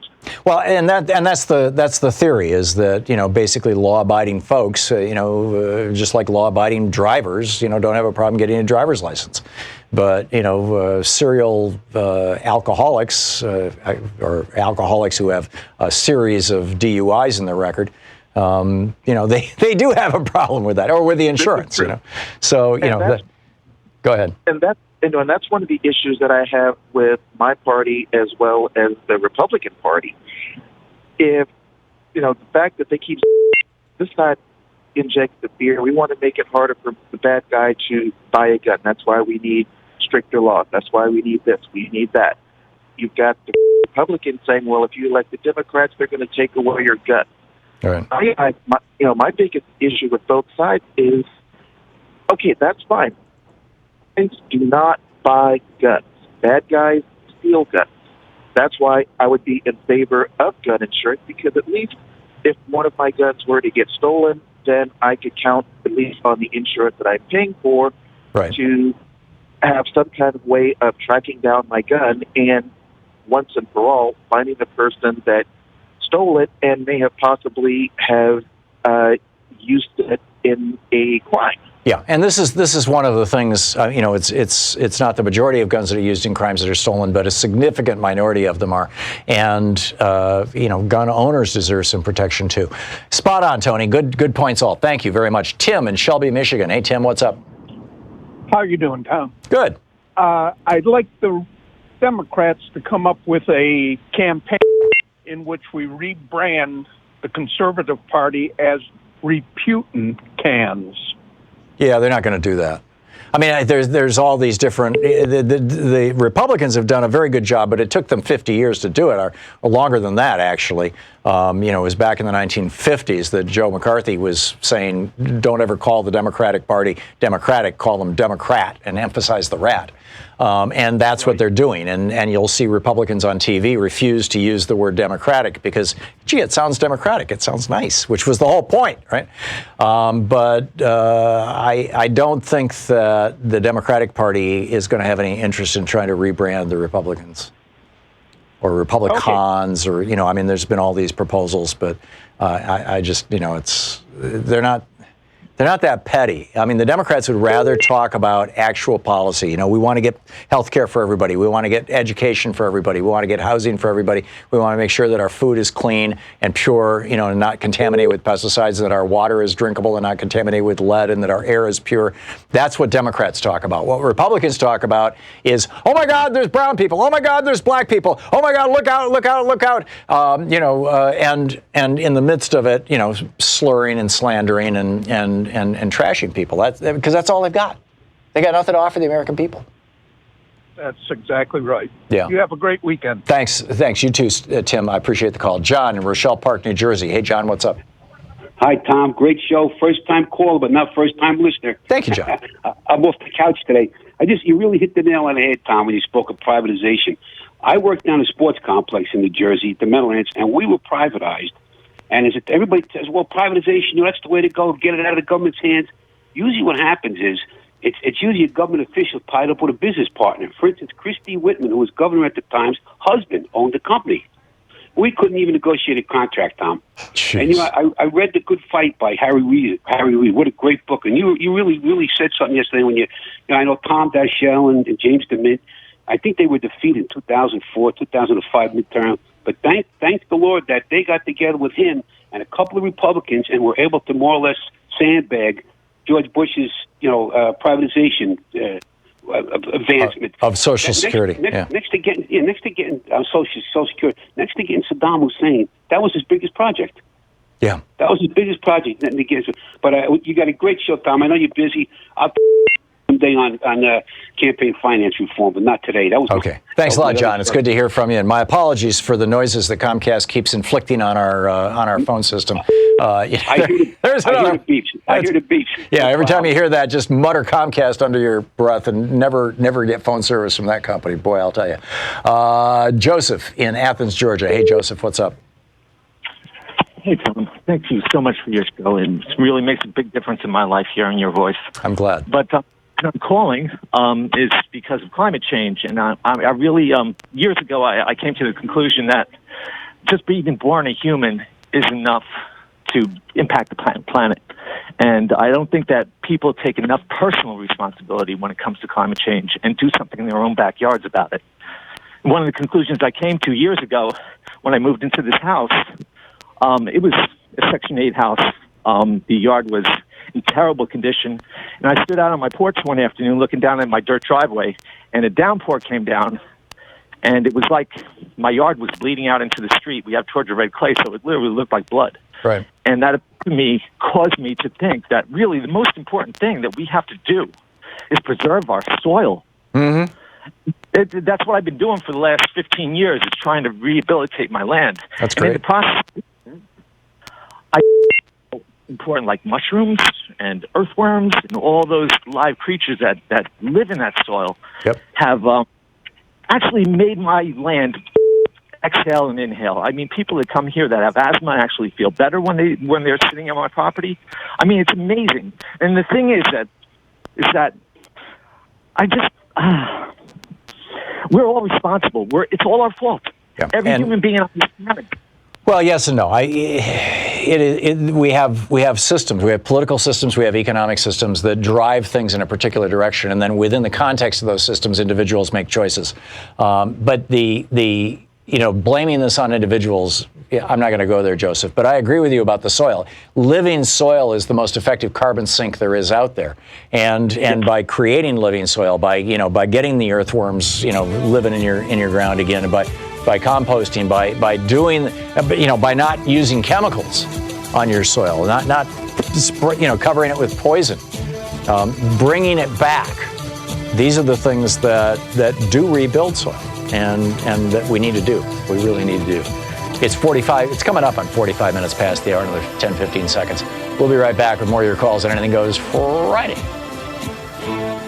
You're listening to Thom Hartmann. Visit thomhartmann.com for audio and video archives. We'll be back with more of your calls. Stick around.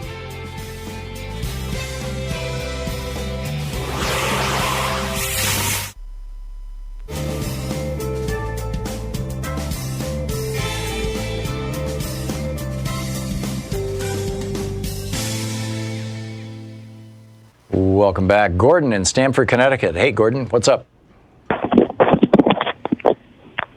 Hi, Tom. Yeah. Yeah, on the matter of guns, you recommended liability insurance, and you also talked about these biometric and RFID safety devices. Yes. And it occurred to me that the insurance companies would give a hefty rebate for people that put these safety devices on their guns. That's an excellent point. That would be... I think it would be a very good thing. It means the free market would be working in a positive direction. Yes, I think you're absolutely right. In fact, Louise and I used to have a little smart car, and we drove it out here. Actually, Louise drove it out here from Washington, D.C. when we moved out here. And we, when our youngest daughter, we now have a grandchild, and so we wanted to get a car that had a back seat because the smart car is only a two-person car.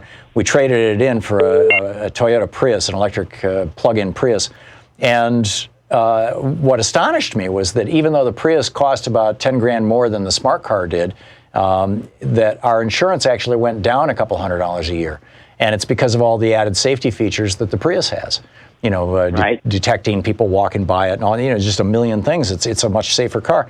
And as a consequence of that, it costs less to insure. And the same thing with guns. You're absolutely right, Gordon. I hadn't even thought of that, but it's a brilliant observation that if you've got a gun that you can't fire unless it recognizes your fingerprint or your palm print, the odds of that gun being used in a crime, if it's stolen, go down radically. In fact, for that matter, the odds of that gun being stolen go down radically. It's a lot harder to steal these new cars that are activated with a car fob than the old ones that you can jam a screwdriver and a wrench into the ignition. Spot on. Thank you, Gordon. That's a great contribution. Marta in Big Bear Lake, California. Hey, Marta, what's up?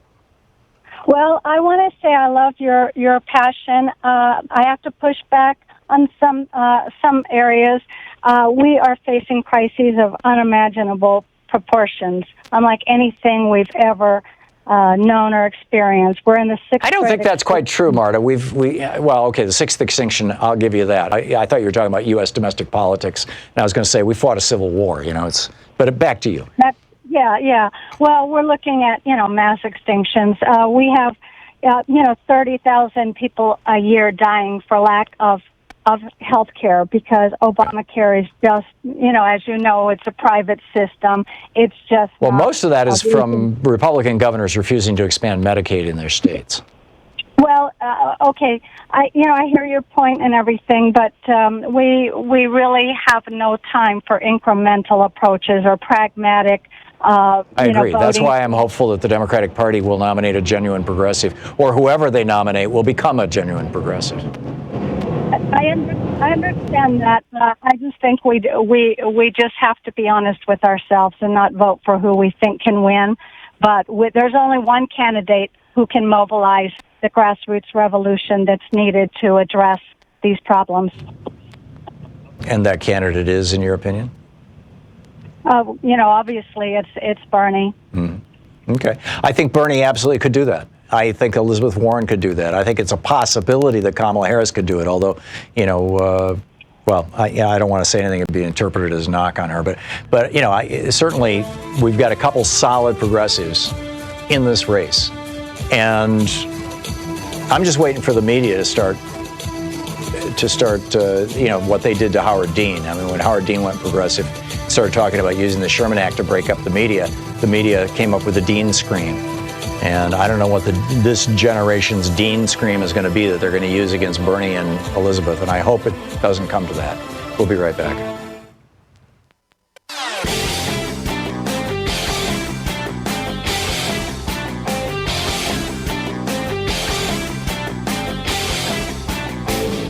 Hey, we just put up a new rant. Every day here on the Thom Hartmann Program, Louise and I and our team, Sean, Nate, Shira, Dave, Chase, Sue, Nigel, Ron, we all work to put together the very, very best show we possibly can. And there's an enormous amount of work that goes into the show.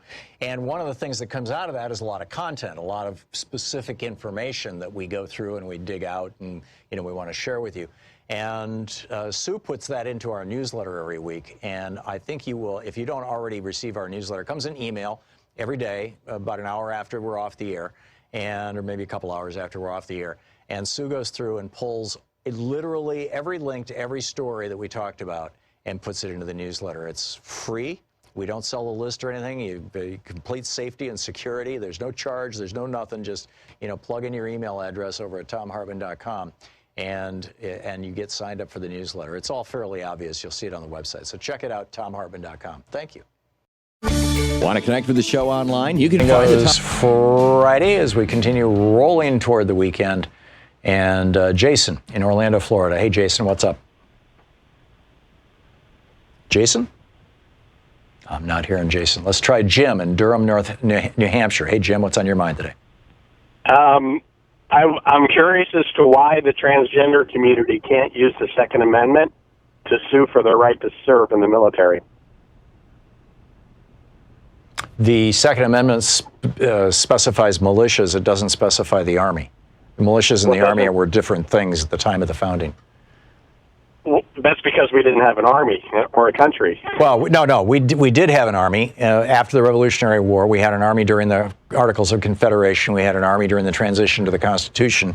and we've had an army ever since. There was the thing was, at the time that the Constitution was being written, there was a broad consensus that once the war was over, we should no longer have an army.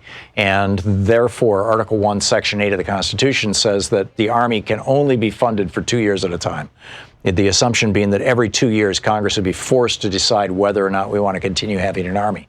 And then, of course, the therefore out of that was, if Article 1, Section 8 says the Army can only legally last for 2 years, and it has to be renewed in 2-year increments, then if they choose not to renew the Army, which is something Jefferson was actually campaigning on back in, prior to the election of 1800, if they don't have an Army, and when he became president in 1801, there were 300,000 men in the Army, and he reduced that down to around 3,000 or 6,000 men by the time he left office, which didn't work out all that well for the War of 1812, unfortunately, and that's why there hasn't been a debate about having an army ever since.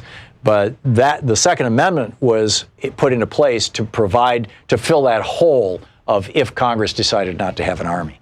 In other words, the militia would serve the function of protecting the country. Well, I guess I'm okay with the transgender militia then. Yeah, so would I be. Jim, thanks a lot for the call. Steve in North Troy, Vermont. Hey, Steve, what's on your mind? Hey, greetings from the home of Northern Lights, Tom. Hey, Steve. Two quick things. You know how you're talking about George Washington's suit made from American cloth for the inauguration? Yeah. Well, actually, that was made out of a bolt of cloth that was given to John Adams on his way through Hartford, Connecticut. I just finished the book Adams by McCullough. Uh-huh. And it was given to him, and they actually look like twins at the inauguration. Washington had different buttons, but they were made from American cloth. Very interesting. And was it Daniel Hinsdale who made those suits? Because that's what I read in, I think it was Washington's diaries or. Yeah, the cloth was given to him on his way to New York, but. Yeah. And another thing, I had a chance to do a lot of reading.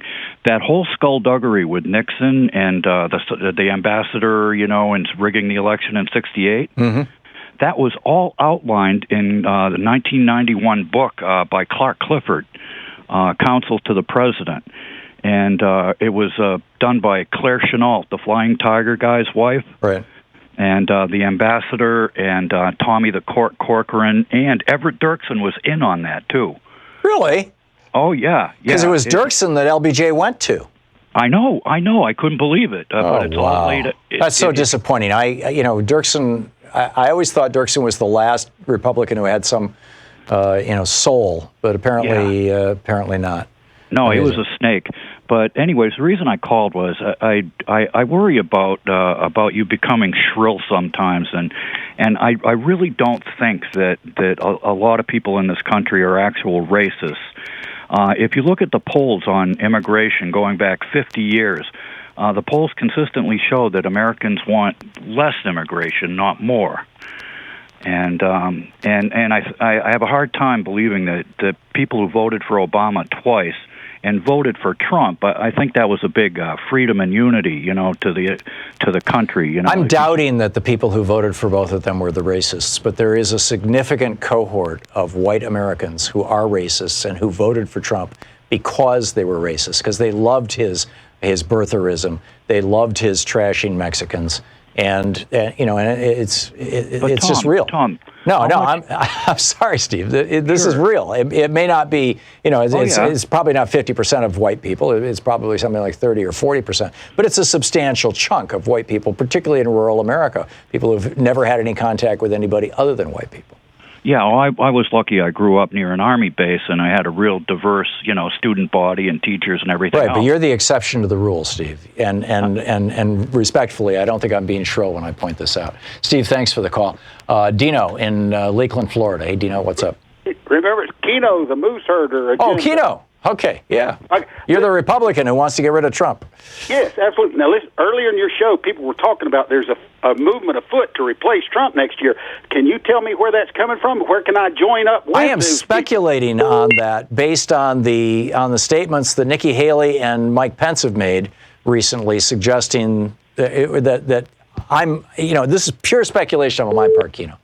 Yeah, okay, well, look, I'm trying to work with William Weld, and I just got my certified certificate that my letter got to him at his headquarters, And I want him to be considered if there's an effort to replace Trump. Then but it's Pence and Nikki Haley that are pushing this, huh? As far as I can tell, and like I said, this is pure speculation on my part, but it's going to be. Now, Tom, you give that list of why Pence is not fit either, and you're good at that. So please repeat over and again why Pence is not. Okay, will do, Keno. Republicans should go to Weld. Will do. Thank you very much for the call. Although I'm no fan of Bill Weld either, I got to tell you. Anyhow, thanks so much for being with us. We'll get our phones all fixed up by Monday, not to worry. And have a wonderful weekend. I hope you have a great afternoon today. And don't forget, democracy is not a spectator sport. It really and truly isn't. You've got to get out there and get active. And tell some friends about our program and about Progressive Media. Tag You're It. We'll see you on Monday.